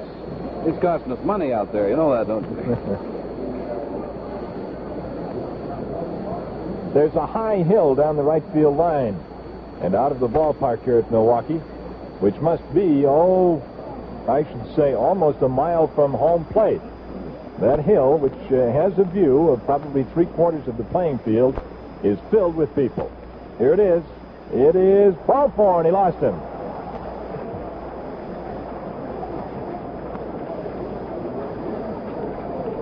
Tony, is that hill out there, I guess about a mile away, has that a name? I don't know if it has a name or not. It was partially constructed by the Milwaukee Braves for the veterans who are at Woods Hospital, which is right over in that neighborhood. And a lot of the boys who have a chance to get away from the hospital come over and sit up there and watch the ball game. Pretty good sunshine spot for them in the summer. All right, here's Gilliam. Teammate at first base, pitcher Sherry. Gilliam is fouled out and flied out. The pitch to Junior, and he takes outside for a ball. 1-0. So once again, a team has a chance with a runner on to move ahead. Lead run represented at first base. Gilliam waits for the pitch from Carlton Willey. He swings, and there's a high pop-up. Back of the plate, Crandall and Matthews. Matthews calls, and he takes it about 5 feet from home plate, straddling the base path down the third base side. So that makes it 2 away. Leaves Sherry at first base and brings up Charlie Neal. After Gilliam popped out, WOKO lost the radio signal for the rest of the fourth inning. So we'll give you what happened in the fourth inning and then take you to the fifth inning of play. To end the inning for the Dodgers in the top of the fourth, Charlie Neal flied out to Papko in short left field. And for the Dodgers in the fourth inning, they got no runs, no hits, there were no errors, and there was 1 man left. Before the bottom half of the fourth inning started, it stopped raining. Johnny Logan struck out to begin the inning for the Braves. Following the strikeout, Del Crandall lined a single to left field. Bill Bruton then forced Crandall at second base, Gil Hodges picking up the ground ball and throwing to Maury Wills for the force out. Then Carlton Willey, the pitcher, singled to center field, Bruton stopping at second base. However, the inning ended when Bobby Ávila was called out on strikes. So for the Braves in the fourth inning, no runs, 2 hits, no errors, and there were 2 left. So at the end of 4 innings of play, the score is the Dodgers 2 and the Braves 2. Now let's return to the radio broadcast from Milwaukee, where Bob Finnegan and Tony Flynn are on board again to bring you the remainder of Game 1 of the best-of-3 National League Playoff Series between the Dodgers and the Braves. Take the mic over, Tony. Sounds good to me. How about you? Let's try some of that prize-winning Pabst Blue Ribbon beer flavor and see how good the good old days really were. Well, we have a 2-2 ball game here at County Stadium as we go into the top half of the fifth inning with the Dodgers and the Braves in the opening game of the 1959 National League Playoffs. 3 games to decide who will take on the Chicago White Sox for the World Series battle. And right now, you can't say either team has got the best chance. They've been playing a real even ball game. Hits-wise, 6 for the Los Angeles Dodgers, 4 for Milwaukee. The original starting pitcher in the ball game for the Dodgers, McDevitt, has been replaced by Larry Sherry, while Carlton Willey, who started the ball game for the Milwaukee Braves, is still working the game. As the leadoff batter steps in on the top of the fifth, there again is Bob Finnegan. And to open the fifth inning for Los Angeles, it's Wally Moon. Moon, the left fielder, bounced out to the pitcher and hit a fielder's choice ground ball to the shortstop. Willey into the motion, fires one. It's a changeup ball that goes right down the middle for a strike. A beautiful pitch, the big full motion, and the ball steaming in at half to 3/4 speed. So it's a strike 1 count. Here's the next pitch. It's strike 2, the fastball this time. Willey goes out in front 0-2 against Moon. Moon, who led all the L.A. batters against Milwaukee pitching with a .395 percentage in the games between the two teams. Here it is to Moon. He starts to go for that one. Holds off. It's low for a ball. And Crandall almost fired it down to Matthews, as he would have on a third strike.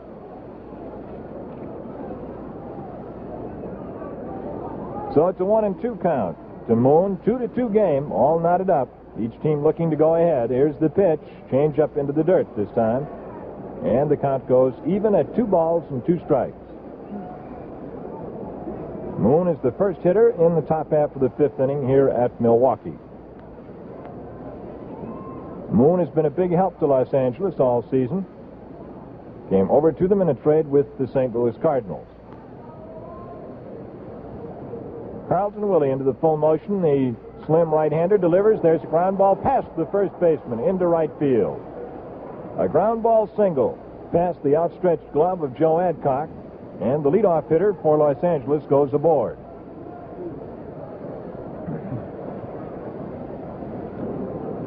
And for the Dodgers, that's hit number 7 off Willey.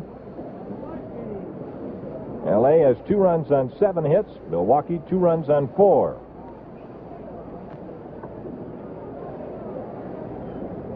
All of the hits thus far this afternoon have been for no more than 1 base. Norm Larker, who is 2 for 2, he's got 2 base hits and 2 trips as the batter, left-hand swinger. First pitch is cut on, fly ball, straightaway center. Billy Bruton coming in, camped. He grabs it for out number 1. And Moon holds on at first.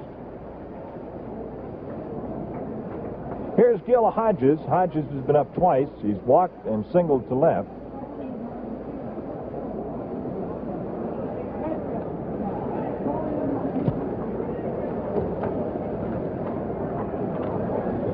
Hodges knocks some of the dirt out of his spikes and steps in. Born in Princeton, Indiana, not too far from Milwaukee. Down, of course, south of the city of Chicago. 6'1", 203 pounds. Fastball high, but cut on and fouled back into the facade of the upper deck, and it skips back onto the ground, back of home plate. Nothing in 1 count to Gil.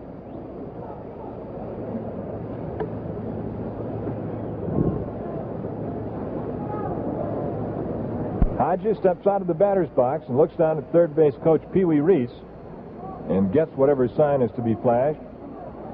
Reese, to our eyes, looked rather motionless, just clapped his hands together as if to encourage Hodges, and that's all. Here's the pitch to Gil. He swings, ground ball.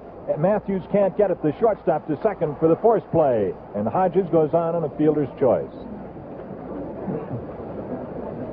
Matthews cut in front of Logan, tried to grab that one, but Logan made the play on a relatively slowly hit ground ball. His throw to Ávila was in time to force Moon, and it's 2 away. Short to second.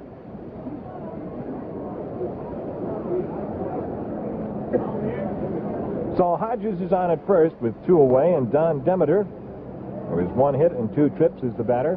Right-hand swinger. Outfield shades him to left, the infield the same way. Here's the first pitch to Demeter. Swung on. Logan to his right. He's got it. Throw to second. Force play to retire the side.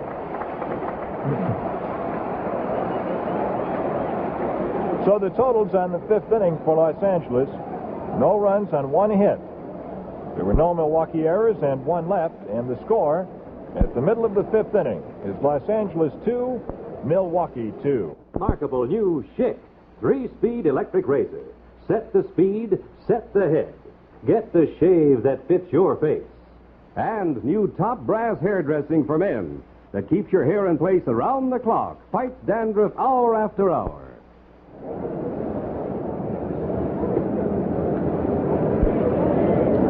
This is Bob Finnegan back at County Stadium in Milwaukee, Wisconsin, along with Tony Flynn of Milwaukee. Tony, it couldn't be any tighter at this point, could it? No, it couldn't. The Dodgers scoring a single run in the first and another in the third. Have had men on base fairly frequently. The Braves mounted only 1 large offense, and that was in the second when they combined a walk, 2 singles, and an error to score 2 runs and momentarily take the lead. The Dodgers came right back to tie it in the top of the third, and it's been an even ball game since that time. We're going now to the bottom half of the 5th inning. Eddie Matthews in the batter's box. Here's Bob. Matthews is 0 for 2 today. The first pitch to him sails high, a fastball for ball 1. Sherry came on with 1 away in the second inning in relief of McDevitt. And since that time, he has given up 1 hit. 2 hits, rather, both in the 4th inning. 2-2 game. Next pitch to Matthews is inside for a ball, and that makes it 2-0. The outfield is playing Matthews very deep as well they might. And they are shaded toward right, not too much, however. Matthews leading off the 5th. Swings and misses at a changeup curveball, and that takes the count to 2-1. 2 balls and 1 strike. Here in the 5th inning, it'll be Matthews, Aaron, and Adcock in that order against Sherry.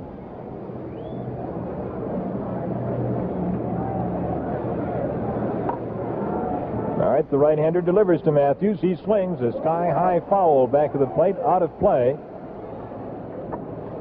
And it lands in the upper deck right behind home plate.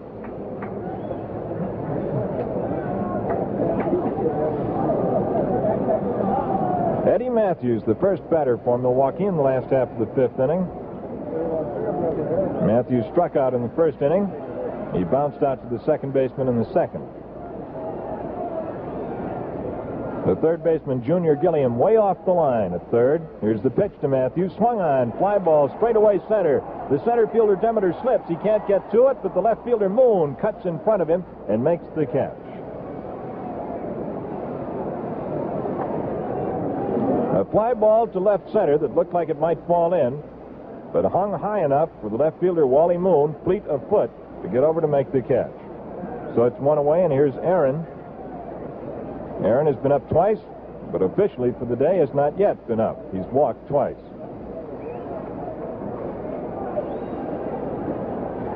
Sherry's first pitch is a ground ball hit toward the second baseman, Neal. He's got it, throw to first, and there are 2 away. He beat Aaron by 3 steps. Neal was playing over towards second base for the right-hand batter, and he was right in position for that ground ball back through the box. That brings up Adcock. 0 for 2. He struck out and hit to a double play. 2-2 game in the last half of the 5th inning. Here's the pitch to Joe, and it's low on the outside for a ball.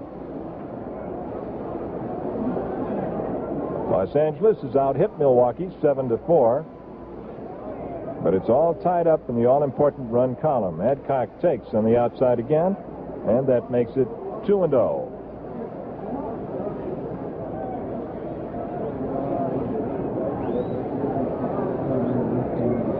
Two down in the 5th for Milwaukee. All of the scoring done in the first 3. He takes a half swing and not far enough at a low outside fastball, and that takes it to 3-0. 3-0 count to Adcock with Papko on deck. The National League champion Milwaukee Braves trying to repeat beginning today this best 2 out of 3 series. Strike called. High and outside, and Adcock steps out of the box, comes back to Conlon, says something, then just stands next to him and knocks the dirt out of his spikes. 3-1.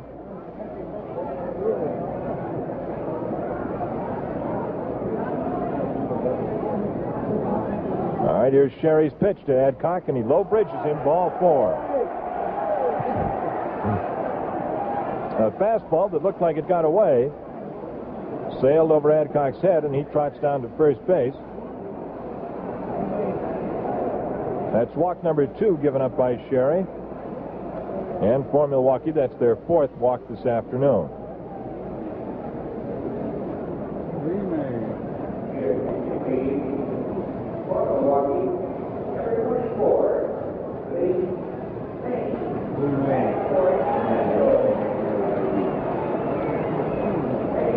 Andy Papko is being lifted here in the 5th inning for Lee May, M-A-Y-E, a left-hand batter.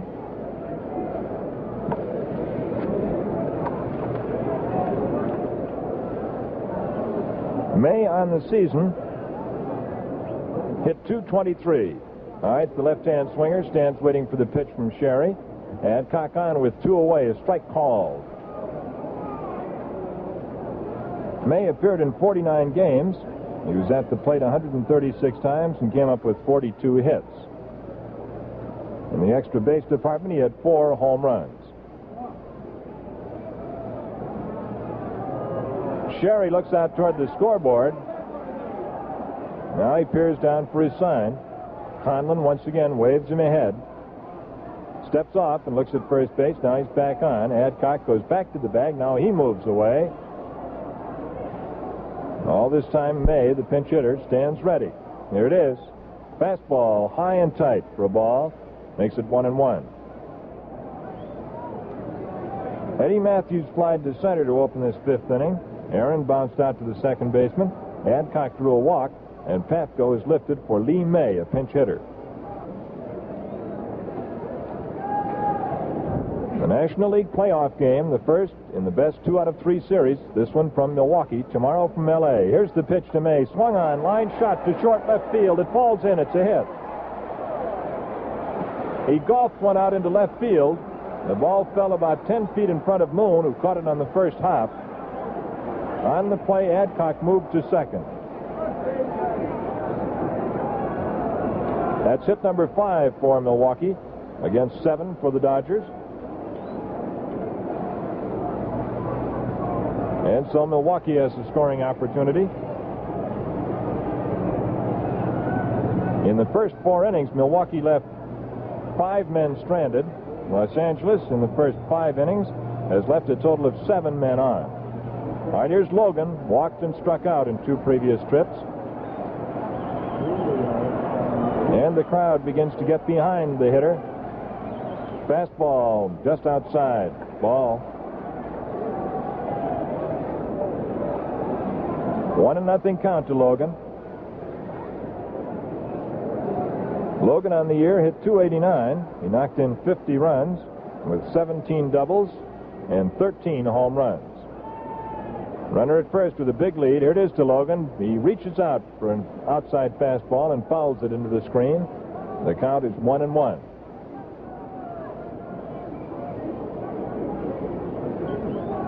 Lee May, in a pinch hitter's role, singled to left. He's at first base with 2 away. In the last half of the 5th inning, Los Angeles and Milwaukee 2-2. L.A. scored in the first inning. Milwaukee went ahead with a pair in the second. Los Angeles tied it in the third.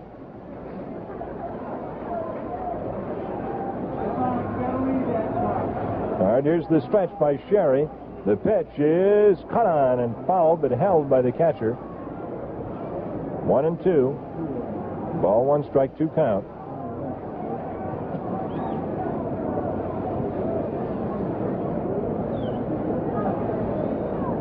Right-hander Larry Sherry with the mound duties at this time for Los Angeles.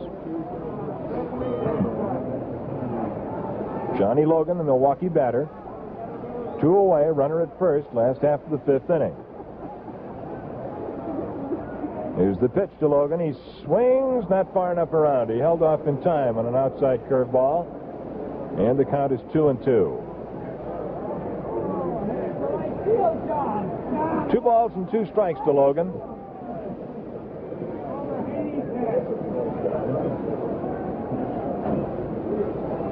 The first baseman, Gil Hodges, not playing the base runner. He's off in a defensive fielding position.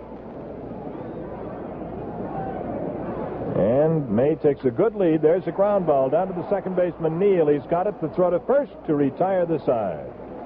Logan is out by 3 or 4 steps. Second baseman to first to end the inning. And so once again, Milwaukee has left 2 runners aboard. No runs, 1 hit. No errors, 2 left. The score at the end of 5 full innings of play is Los Angeles 2, Milwaukee 2. Lee May, who singled for Papko in the last half of the 5th inning, has gone in to play left field in place of Papko. And the outfield for Milwaukee now is May in left, Bruton center, Aaron right. The infield, Matthews, Logan, Ávila, and Adcock from third to first. Carlton Willey, the starter, and the pitcher now for Milwaukee, Del Crandall, the catcher. And the first hitter in the 6th inning for Los Angeles is the catcher, John Roseborough. Left-hand swinger, and the first pitch to him is a little bit low for ball 1.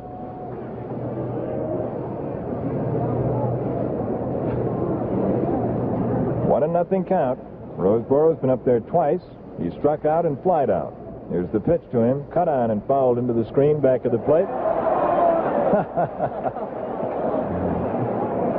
And one of the members of a broadcast crew behind home plate reached out and caught that thing with a fish net that I think was designed, Tony, to catch whales. Designed to catch baseball. Boy, he wasn't taking any chances with the size of that thing. All right, 1-1 to Roseboro. It's low for a ball. 2-1. Is that a regular occurrence? Is he part of the... That's Earl Gillespie. He does the games out of the Milwaukee area very regularly, and they send these baseballs autographed by the players to sick children in the hospital. Oh, that's wonderful. 2-1. Roseboro, the batter. Cut on, fly ball, deep right, going. Aaron back against the fence. It is gone. A home run.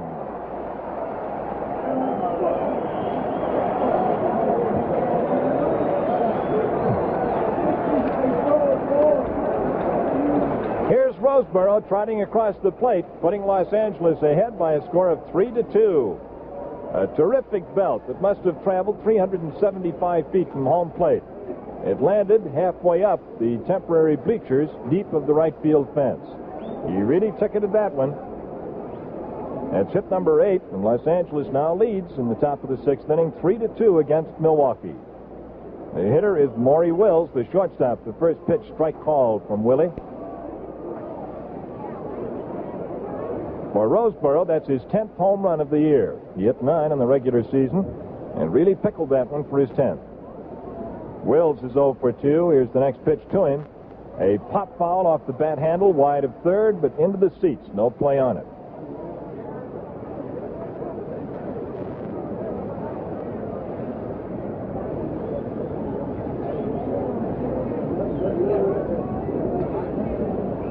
Three to 2 ball game. Roseboro, the Los Angeles catcher, opens the 6th inning with a home run over the right field fence. Nobody out, and Wills, the batter. Carlton Willey rocks into the motion. Here it is to the left-hand swinger. Fouled off again. A line foul into the seats between home and third base.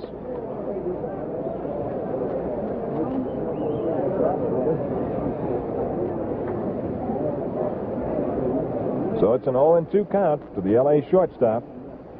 Fastball swung on down to Logan for Milwaukee. The flip to first in time, and he beats him by a step. Short to third, one away. And the pitcher, Sherry, is due to come out of the dugout, and here he comes. Well, Los Angeles has gone ahead by the slimmest of margins here in the 6th inning on a home run by catcher Johnny Roseboro. And the totals now read Los Angeles 3 runs on 8 hits, 1 error. Milwaukee 2 runs on 5 hits and no errors. Los Angeles has left a total of 7 men stranded. Milwaukee has had scoring opportunities 2 and has left the same number. All right, Sherry gets the first pitch from Willey, and he goes for a high one, fouls it off into the seats wide of first.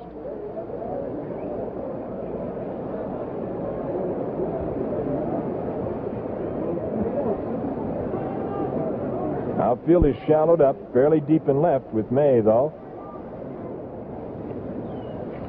Sherry is a big fellow.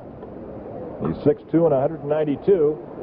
There's a fly ball towering high to straightaway center. Bruton under it, and he's got it for out number 2. That makes it 2 away in the 6th and brings up Gilliam for his 4th trip. He's fouled out twice, both times to the third baseman, Eddie Matthews. And he has lofted 1 to right field, so he's 0 for 3. 2 down, Los Angeles 3, Milwaukee 2. We're in the top half of the 6th inning, playing under the lights in a game delayed at the beginning by rain. Fastball called strike on the outside corner.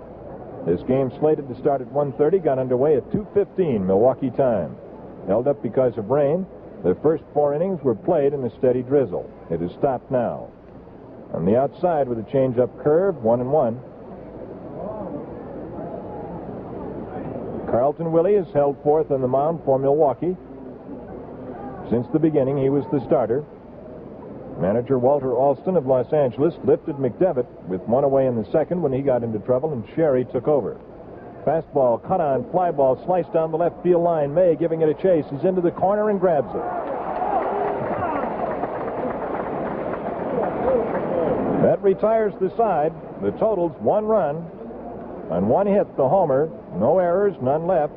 The score at the end of the top half of the 6th inning is Los Angeles 3, Milwaukee 2.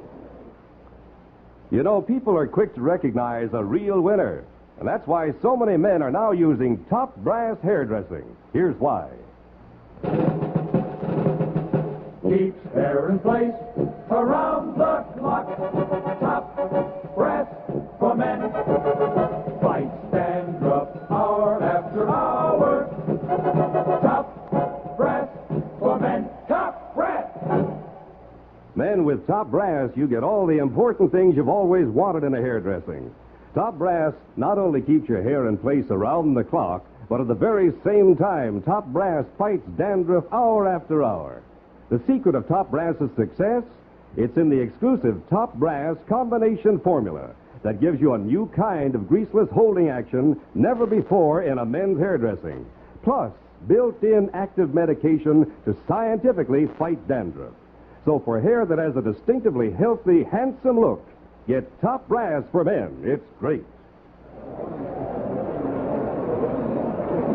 If there's been any pressure, it's certainly been put on by the Dodgers in the last couple of games. Yesterday, they won early against the Cubs, and the Braves had to play the pressure, and they're playing it right now with a 3-2 score. And past the midpoint in this ball game, the Braves are going to have to get something on the scoreboard now, or go into this second game of the playoff one behind. Bob? The leadoff hitter in the last half of the 6th inning from Milwaukee is catcher Del Crandall, and the first pitch to him is too close for a ball 1.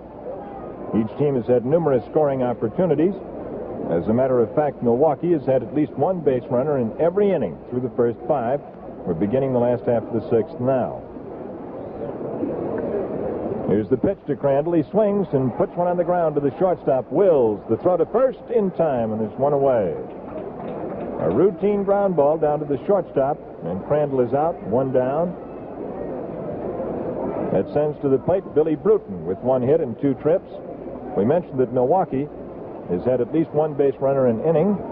On the other side of the fence, Los Angeles has had a base runner in every inning, with the exception of the second, when Willey struck out the side. All right, Bruton, left-hand batter. Sherry fires. It's low for a ball, a curveball. Well, the appearance of this field in this stadium right now is certainly just like a night game. It's a dark day with the lights on. A line drive, and the second baseman, Charlie Neal, makes the spear of the ball, heading back onto the right field grass and toward the foul line. That's 2 away as Bruton lines out to the second baseman.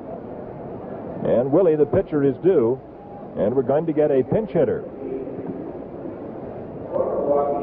And that looks like Enos Country Slaughter.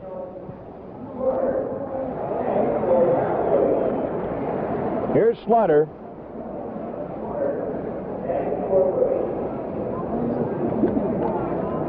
Enos Country Slaughter, acquired by Milwaukee from the New York Yankees. He has appeared in 9 games for Milwaukee. He's been at bat 16 times and has had 3 hits. Well, this fellow is used to a lot of baseball and a lot of pressure. Batting with 2 away in the first one to Slaughter is too close. He backs away from ball 1. 2 down in the 6th. Slaughter batting for Willey will get a new pitcher. Here's the next pitch to Slaughter, a strike, a fastball. And Sherry looks like he has picked up speed, if anything, here in the 6th inning. L.A. 3 runs on 8 hits. Milwaukee 2 runs on 5. The difference between the 2 clubs, a home run in the top of this inning by L.A. catcher John Roseborough. There it is to Slaughter. He pulls his feet back from a low inside fastball, and it's 2-1.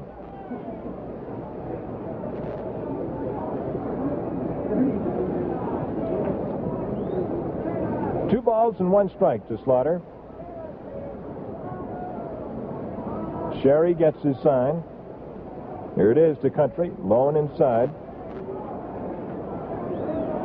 And Sherry, in this inning at least, seems to have established a quicker and more constant pitching motion.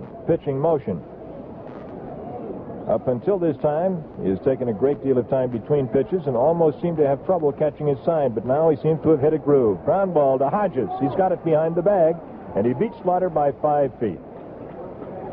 So it's the first baseman unassisted, and the totals in the 6th inning, no runs, no hits, no errors, nobody left.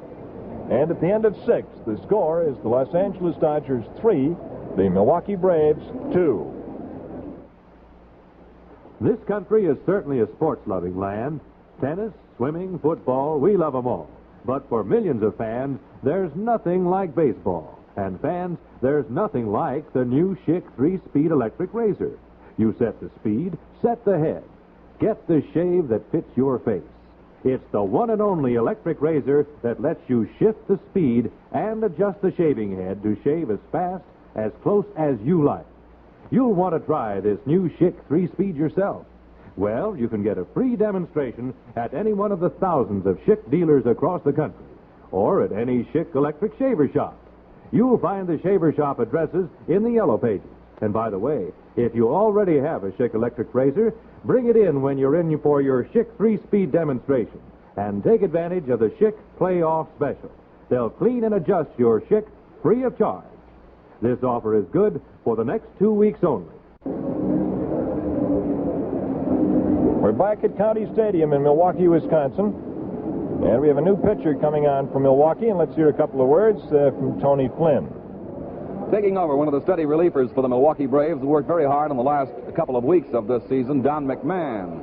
Right-hander, taking his warm-up throws, a husky boy and a good-sized pitcher out there. Goes a little over 6 feet tall, weighs pretty close to 200 pounds. In 6 innings of pitching, Carlton Willey allowed 8 hits, walked 2, struck out 3. Don McMahon replaces him here as we open the 7th inning of the ball game, with the Dodgers leading the Milwaukee Braves by a score of 3-2. Bob?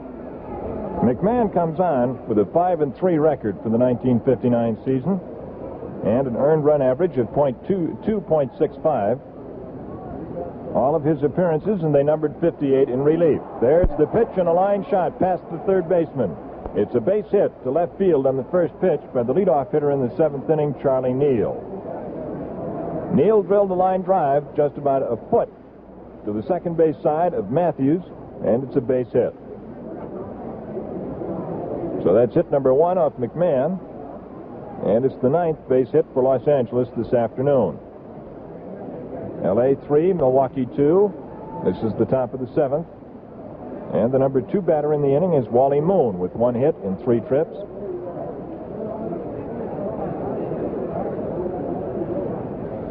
Neal at first base with the leadoff single here in the 7th. Moon, the handle of the bat, holding it at the end. He's going to bunt it. He lets it go by for a ball high. He's shortened up. And Crandall trots out to talk to McMahon.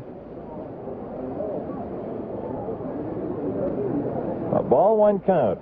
And Fred Haney apparently, at least on that first pitch, had called for the sacrifice. Or it may have been a show. We'll see now. McMahon, the big right-hander, looks at first base at Neal. Throw to first, Neal back. Moon waiting for the next pitch. Here's the stretch. The pitch is bunted, but foul. It's still fair rolls foul. It rolled foul about 10 feet down the first baseline, with Crandall and Adcock both looking down at it. So the count goes to 1-1. And once again, the bunt was on.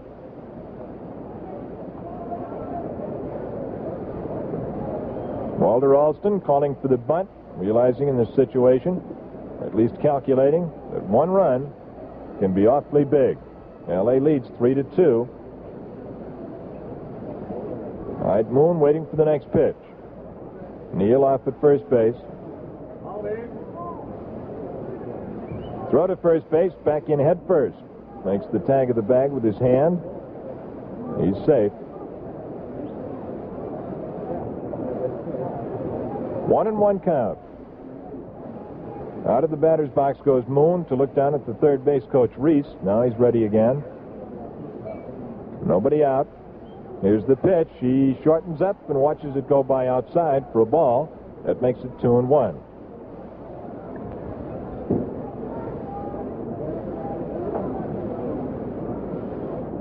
2-1 count. Wally Moon, the hitter. The L.A. left fielder. Brought a .300 average into the game, the highest of today's starters. Here's the pitch. He bunts in the air. The pitcher, McMahon, drops the ball. Throw to first base. The runner does not advance. And I believe the umpire at first base is calling the infield fly rule. The runner at first held, Neal. The popped-up bunt was dropped by McMahon.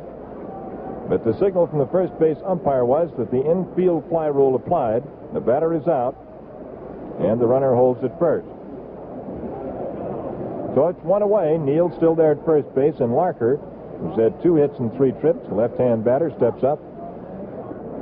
This is Bob Finnegan along with Tony Flynn at Milwaukee for the first of the 1959 National League pennant playoff games. Tomorrow from Los Angeles, providing we can get through this weather, and it looks pretty heavy today. Here's the pitch, swung on, fly ball into left field, falls in. It's a base hit. Neal holds up at second as the throw comes in from May to third base. And that puts L.A. runners at first and at second. And Los Angeles now has 10 hits. A pinch runner is coming on for Larker.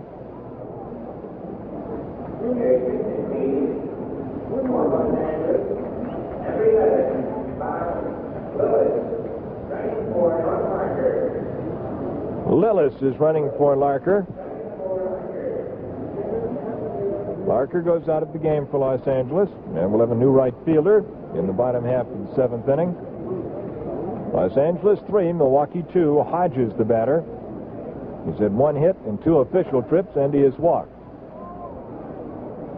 Neal at second. Larker at first. There's 1 away. Los Angeles has now doubled Milwaukee's hit output 10-5. Fastball hangs high and inside for ball 1.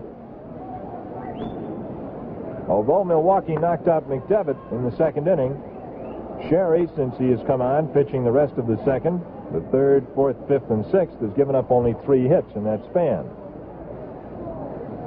Here's the stretch by McMahon. Runners at first and second, edge away. Hodges swings and fouls it back into the screen. It's a strike. 1-1 count.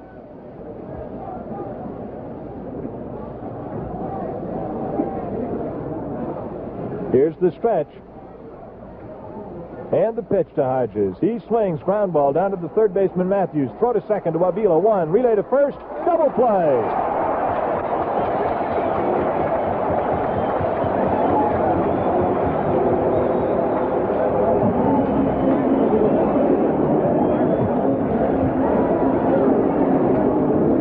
Hits to a double play, third to second to first to retire the side. And in the 7th for Los Angeles, no runs on 2 hits, no errors, 1 left. At the middle of the 7th inning, the score is L.A. 3, Milwaukee 2. Say, if you're a guy who's interested in the best there is, listen to this. Keeps hair in place around the clock. Top brass for men. Fights dandruff hour after hour. Top brass for men. Top brass. Yes, men, Top Brass does a real job of grooming your hair, but that's just the beginning. Because Top Brass gives you the answer to your 2 biggest hair problems, dryness and dandruff. Now, you know what dry scalp means. Your hair looks dull and lifeless. Before you know it, you're brushing dandruff off your collar. But with Top Brass, that just can't happen. You see, first, Top Brass puts back moisture so it stops dry scalp. And second, it's medicated to fight dandruff.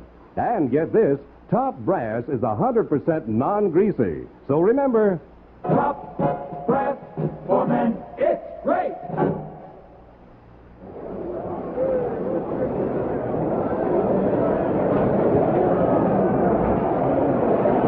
The first hitter in the last half of the 7th inning after that 7th inning stretch by this big crowd here is going to be the leadoff man, Bobby Ávila. Sherry has gone into right field. There's a pitch inside to Ávila, ball 1.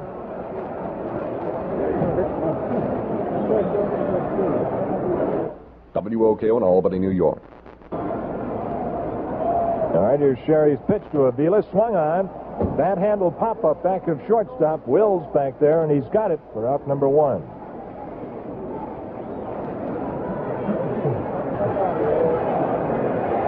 So there's one away in the 7th, and that brings up Eddie Matthews. Matthews is hitless in 3 trips. He struck out, bounced out, and flied to center. One away, last half of the 7th. Los Angeles 3, Milwaukee 2. LA out in front in this one. In an attempt to get the jump in this series, a short one, 2 out of 3. Tomorrow's game 2 will be played at Los Angeles.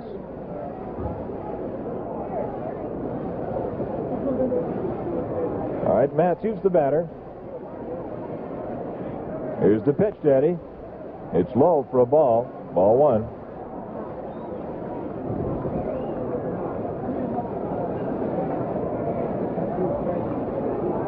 Los Angeles and Milwaukee set a major league record yesterday when they tied for the pennant. They won the fewest number of games in Major League history for a pennant winner. They won 86 games. The previous low was Detroit's 88 in 1945. Jack O'Conlon asks for the baseball and fires a new one out to Sherry. He throws that one out of the game. A 2-0 count, with one away in the last half of the 7th on Matthews, the Milwaukee third baseman.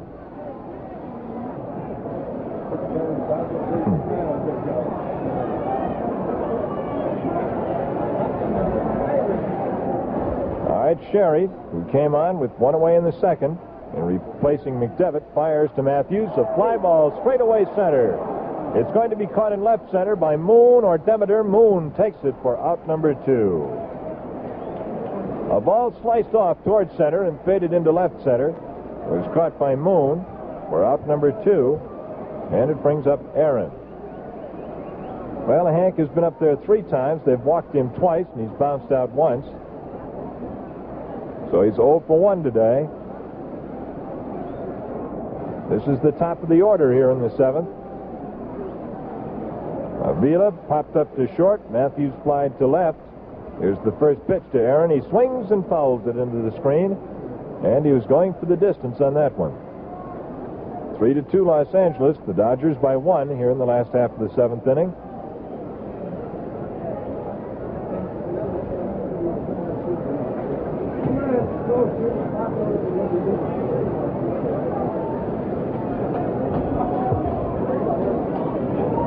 Well, it's a squeaker, as you can tell.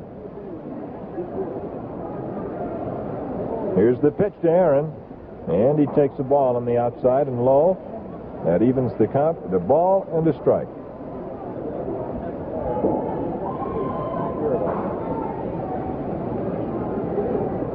Sherry fires again to Aaron. He swings and misses at a fast curveball. Ball and 2 strikes.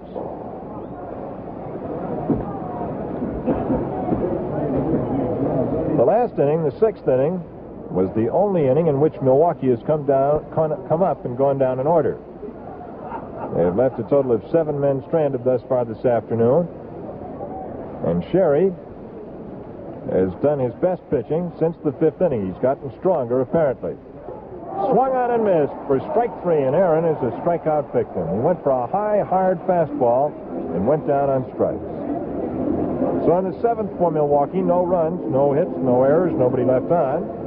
At the end of 7 full innings of play, the score is the Los Angeles Dodgers 3, the Milwaukee Braves 2. In baseball, it's 1, 2, 3, and you're out. When it comes to shaving, it's 1, 2, 3, and you're in. Yes, just listen. 1, 2, 3. That's the sound of the new Schick 3-speed electric razor. And it means you're in. In for the most remarkable shave of your life. 3 speeds, because no 1-speed razor is right for every beard.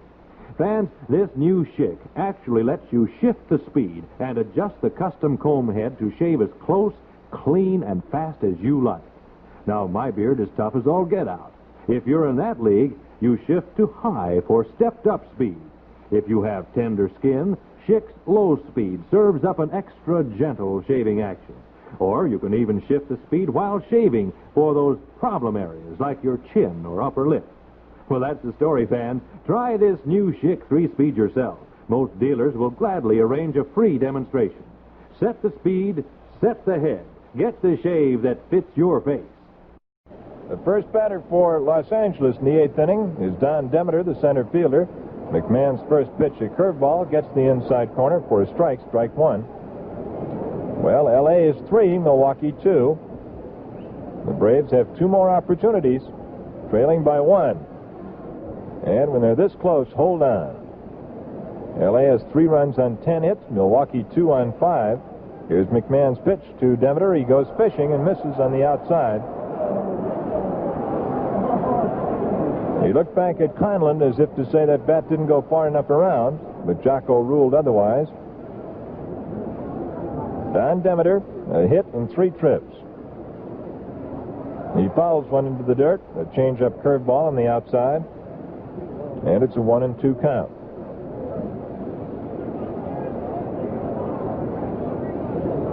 Over the course of the regular season, which ended yesterday, L.A. had the edge over Milwaukee 12-10. 12 Los Angeles victories to 10 for Milwaukee on the 22-game set. Here's the pitch to Demeter. He swings and misses at the fastball. Strike 3.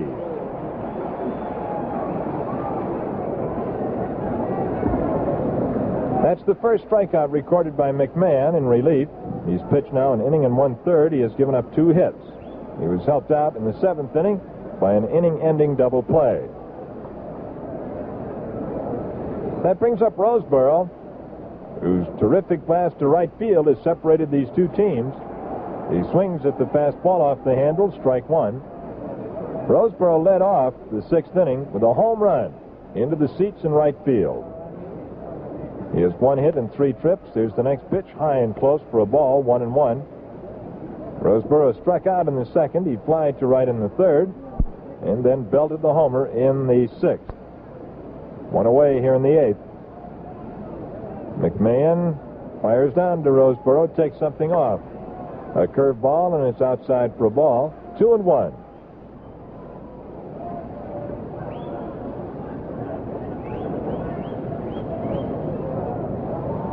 Don McMahon, the second Milwaukee pitcher. Each team has used 2. Strike call, the change-up pitch right down the middle. 2-2.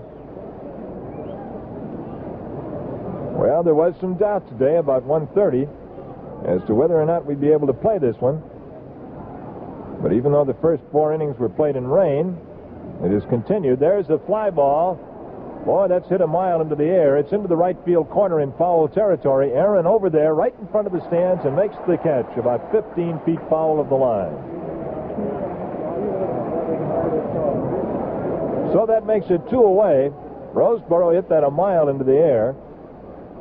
And Aaron trotted over into the corner into foul territory and made the catch. So it's 2 away in the 8th inning. Brings up the shortstop, Maury Wills. Wills has gone hitless in 3 trips. He struck out, flied out, and bounced out. Here's the pitch to him. He fouls it into the screen. And out comes the big fishnet and makes a grab at that one. Los Angeles has left a total of 8 men on the bases thus far. Milwaukee has left 7. 0-1 count to shortstop Wills. The outfield plays him toward left, even though he's a left-hand swinger, and they shallow up just a little bit. Here it is. He swings and misses at a good fastball. McMahon really fired that one through. It's 0-2.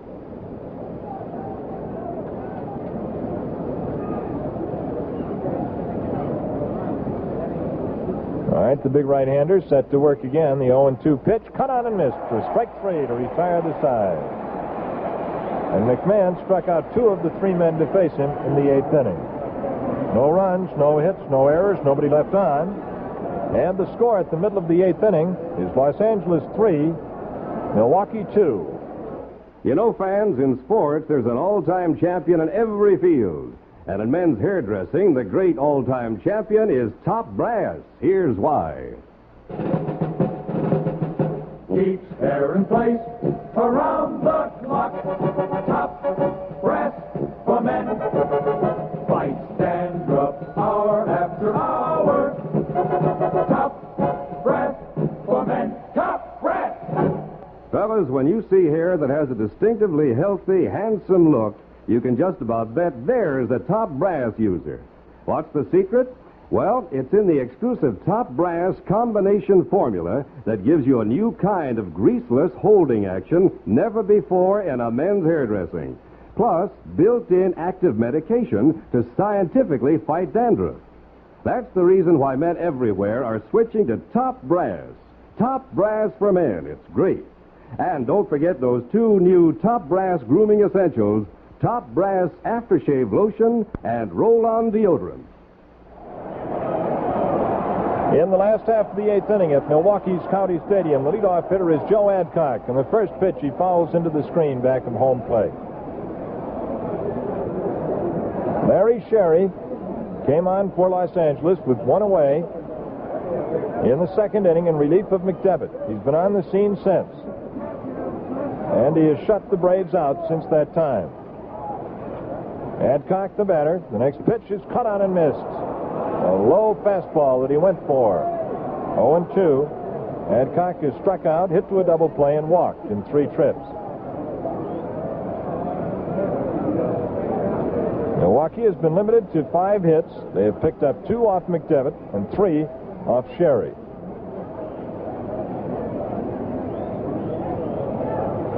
Here's the pitch to Adcock. A fastball called strike 3.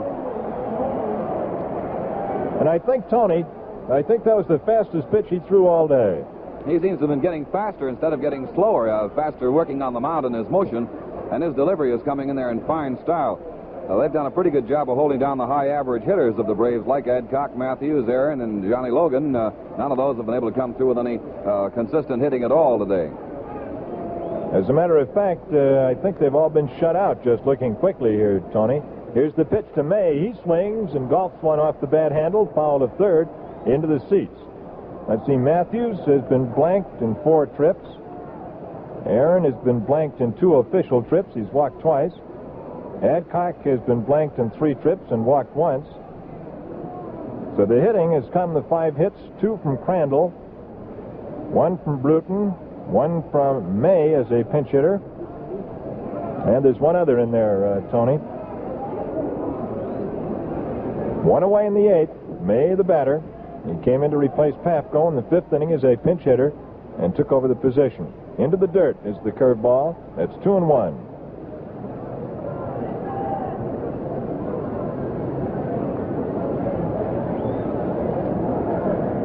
And the 5th hit was by Carlton Willey. Boy, is it dark around this ballpark, considering the fact that it's only 4:40 in the afternoon. Here's the pitch. Cut on and into the dirt behind home plate. The count goes to 2-2 against May. So the hits for Milwaukee, 1 by Willey, 1 by Bruton, 2 by Crandall, and 1 by May, and all singles.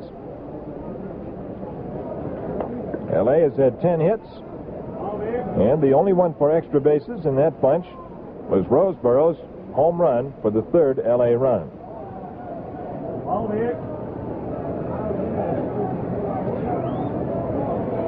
All right, Sherry gets his sign from Roseboro. A 1-run game, you got to be plenty careful. Fly ball, high but not deep. Center field, Demeter coming in. The shortstop is out there, Wills. He calls and takes it. Wills went back into short center field and stood in front of Demeter to make the catch. So that's 2 away in the 8th. Brings up Johnny Logan. Logan is walked, struck out, and bounced out.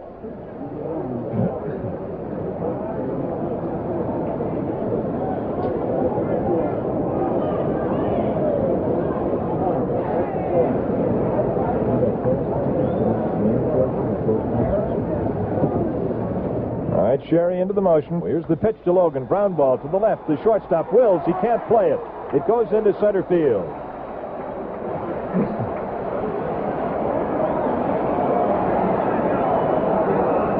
That's the first Milwaukee hit since the 5th inning. It is hit number 6 for the Braves, and it brings up Crandall.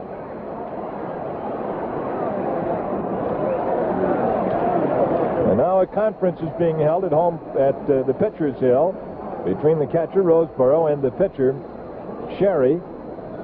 And L.A. has now, and it's very difficult to see out to the center field bullpen because of the haze, L.A. has 2 pitchers going, and Milwaukee is warming up 1-2. Pitch is working over for the Dodgers right now. Johnny Potter is the left-hander, and Churn, the right-hander, are both loosening up in the bullpen. And the Braves have been working Bob Rush pretty steadily out there. I believe they have a short man going now, though. We'll check. All right, Crandall waiting for the pitch. Here it is from Sherry. Swings fly ball deep to the left field corner. Is it fair or foul? It's curving and it goes foul, but long enough for a home run had it stayed fair.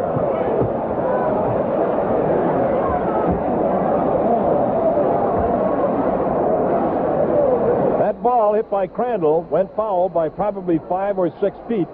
Foul of the corner. Had it stayed fair, a matter of 5 or 6 feet, it would have dropped just over a high fly ball just over the fence. But as it is, it's a long, noisy strike. Nothing in 1 count to Dell. Logan is the runner at first base. There are 2 away, last half of the 8th inning.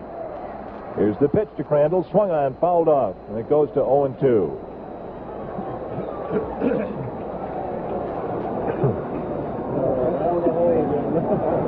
Crandall, and nothing in 2 count. And the outfield overloaded to the left. The center fielder Demeter in left center. Moon deep and down the line in left. Here's the pitch to Crandall. It's outside. He misses with it. And as you can hear the crowd, he didn't miss by much. So the count is 1-2. Crandall the batter. Bruton the on-deck hitter. 2 away, and the base runner is Logan at first. L.A. leads Milwaukee 3-2. Here's the pitch to Crandall. It's high, way over his head for a ball. 2-2.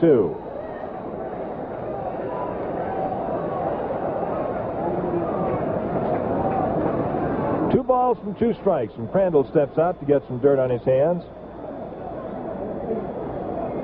We'd like to repeat for you late tuners in that this game has been played in its entirety under the lights on a gray, rainy day. The pitch to Crandall. Pop up, first base. Roseboro calling Hodges. Roseboro out in front of the plate, between the plate and the pitcher's mound, and he takes it for out number 3. A pop-up in front of the hill ends the 8th inning for Milwaukee. The totals: no runs, 1 hit, no errors, 1 left. And at the end of 8 full innings of play, it's Los Angeles 3, Milwaukee 2. You know, this country is certainly a sports-loving land. Tennis, swimming, football, we love them all. But for millions of fans, there's nothing like baseball. And fans, there's nothing like the new Schick 3-speed electric razor. You set the speed, set the head. Get the shave that fits your face. It's the one and only electric razor that lets you shift the speed and adjust the shaving head to shave as fast, as close as you like. You'll want to try this new Schick 3-speed yourself. Well, you can get a free demonstration at any one of the thousands of Schick dealers across the country, or at any Schick electric shaver shop. You'll find the shaver shop addresses in the yellow pages. And by the way, if you already have a Schick electric razor, bring it in when you're in for your Schick 3-speed demonstration, and take advantage of the Schick Playoff Special. They'll clean and adjust your Schick free of charge. This offer is good for the next 2 weeks only. We go to the 9th inning at Milwaukee, and for a couple of words, Tony Flynn. Well, the words have to be about Larry Sherry and the fine relief job he's done for the Dodgers since coming on in this ball game. He has had the Milwaukee Braves pretty much eating out of his hand, with very minor exceptions. The Braves got a little something going in the last half of the 8th inning, but that all happened after 2 were out, and he was in control to get Crandall to pop out and end the inning. Since taking over after an inning and a third pitched by the starting pitcher McDevitt, Larry Sherry has definitely had the Braves going his way. He's ready as a hitter right now, Bob. Sherry is the batter. The pitcher is Don McMahon, number 2 pitcher today. He came on for Willey at the end of 6. Sherry has scattered 4 hits since he came on in the 2nd inning. 4 hits and 1 walk. He's shut the Braves out. He hits a ground ball to Matthews to his left. Eddie's got it. The throw to first. One away.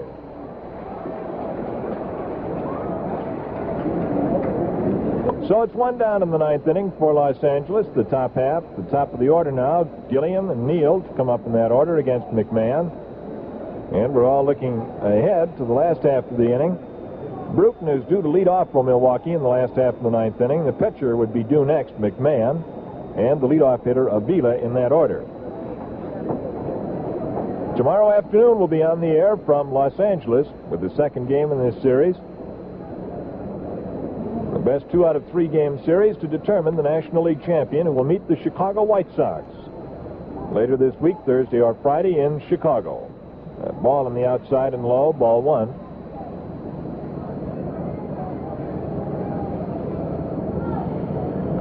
Gilliam has been up to the plate 4 times. He's hitless. There's a strike called across the letters on the inside corner. Gilliam has flied out twice and fouled out twice. Well, if you listen, you'll hear an aircraft in the background overhead.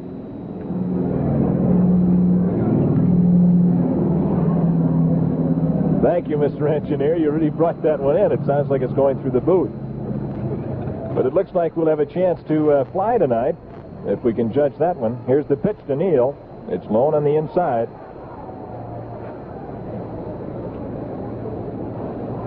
Frank Jenner from Chicago handling the controls for us today.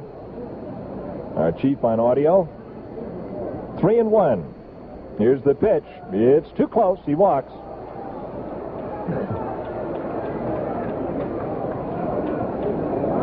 Gilliam gets a walk that puts him at first base with 1 away and brings up Charlie Neal. Neal has had good success today. He's had 3 hits in 4 trips. All singles. Of the total of 16 base hits today, there's been only 1 extra base hit, and a really big one. Throw to first, he's back. That was the 6th inning leadoff home run by L.A. catcher Johnny Roseboro, which puts the Los Angeles Dodgers where they are now, 3-2 on top. Here it is to Neal. He stays off of a curveball low, ball 1.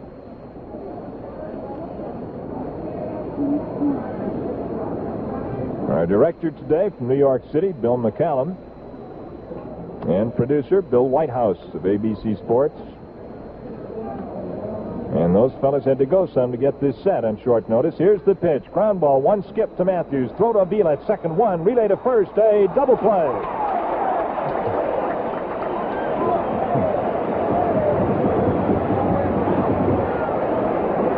So in the 9th inning for Los Angeles, no runs, no hits, no errors, nobody left. And as we go to the bottom half of the 9th inning, the score is L.A. 3, Milwaukee 2.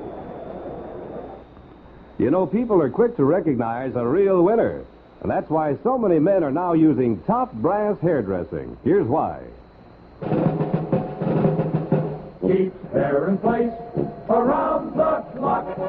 Top brass for men. Fight dandruff hour after hour. Top brass for men. Top brass. Men, with top brass, you get all the important things you've always wanted in a hairdressing.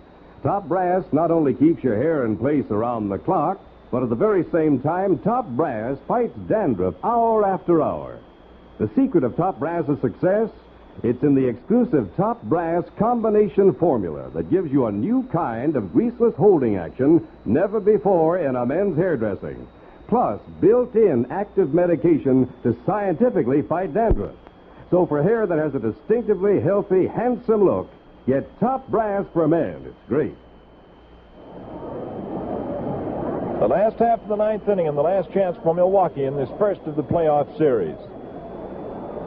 Larry Sherry, the L.A. pitcher, has done a magnificent job since he came on in relief of McDevitt with 1 away in the 2nd inning. He has permitted since that time just 4 hits, and he has shut the Braves out. Here is Bruton. Bruton has 1 for 3, and the first one to him is a strike on the outside corner, letter high.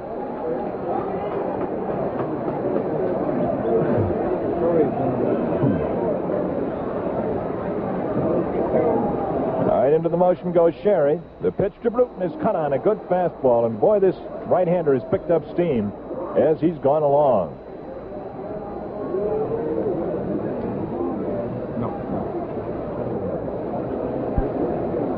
0-2 count. We're going to have a show after the game. Tony will have a complete wrap-up on this afternoon's activity. Here's the pitch. He swings, fly ball deep to center. Really tagged. Demeter back against the wall, and he grabs it.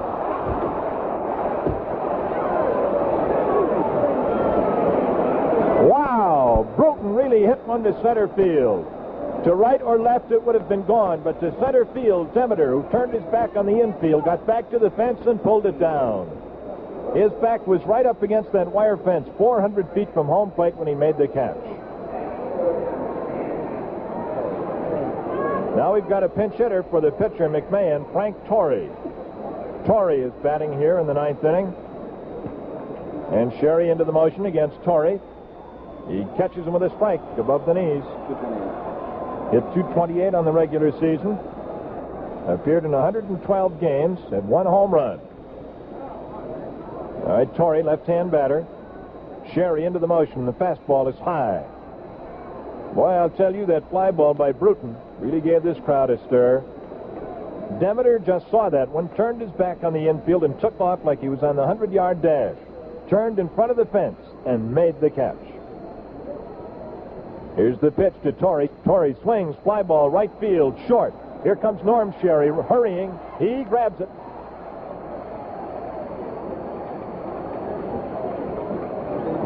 Well, Ávila is due, and he's coming out. The last hope for the Braves here in the 9th inning.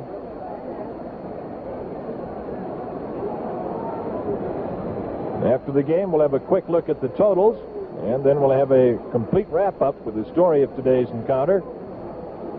And then we'll talk to you from Los Angeles tomorrow afternoon.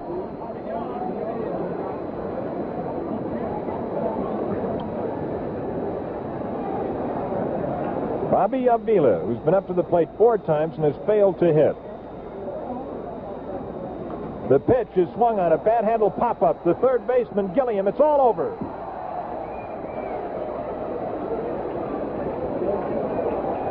And everybody comes out of the L.A. dugout to shake the hand of Larry Sherry, who turned in a brilliant relief job, coming on with 1 out in the 2nd inning and shutting out Milwaukee the rest of the way. The final score is the L.A. Dodgers 3, the Milwaukee Braves 2, and we'll be back in 60 seconds with a wrap-up on today's game.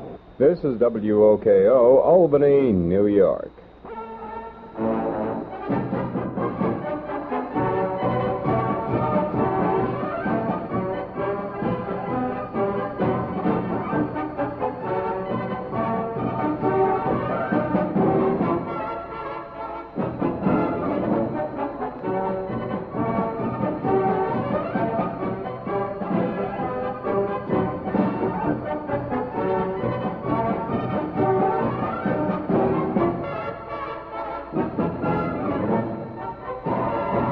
Well, hi there, baseball fans. It's time now for Baseball Roundup, brought to you by Troy Buick. Both Troy Buick branches are backed by 50 years of reliability and dependability. For that safe used car at Troy Buick's used car branch at 107th Street, corner of 2nd Avenue, Troy. The Los Angeles Dodgers come 1 game closer to righting themselves after losing 2 previous playoff series, first to St. Louis and then to the Giants.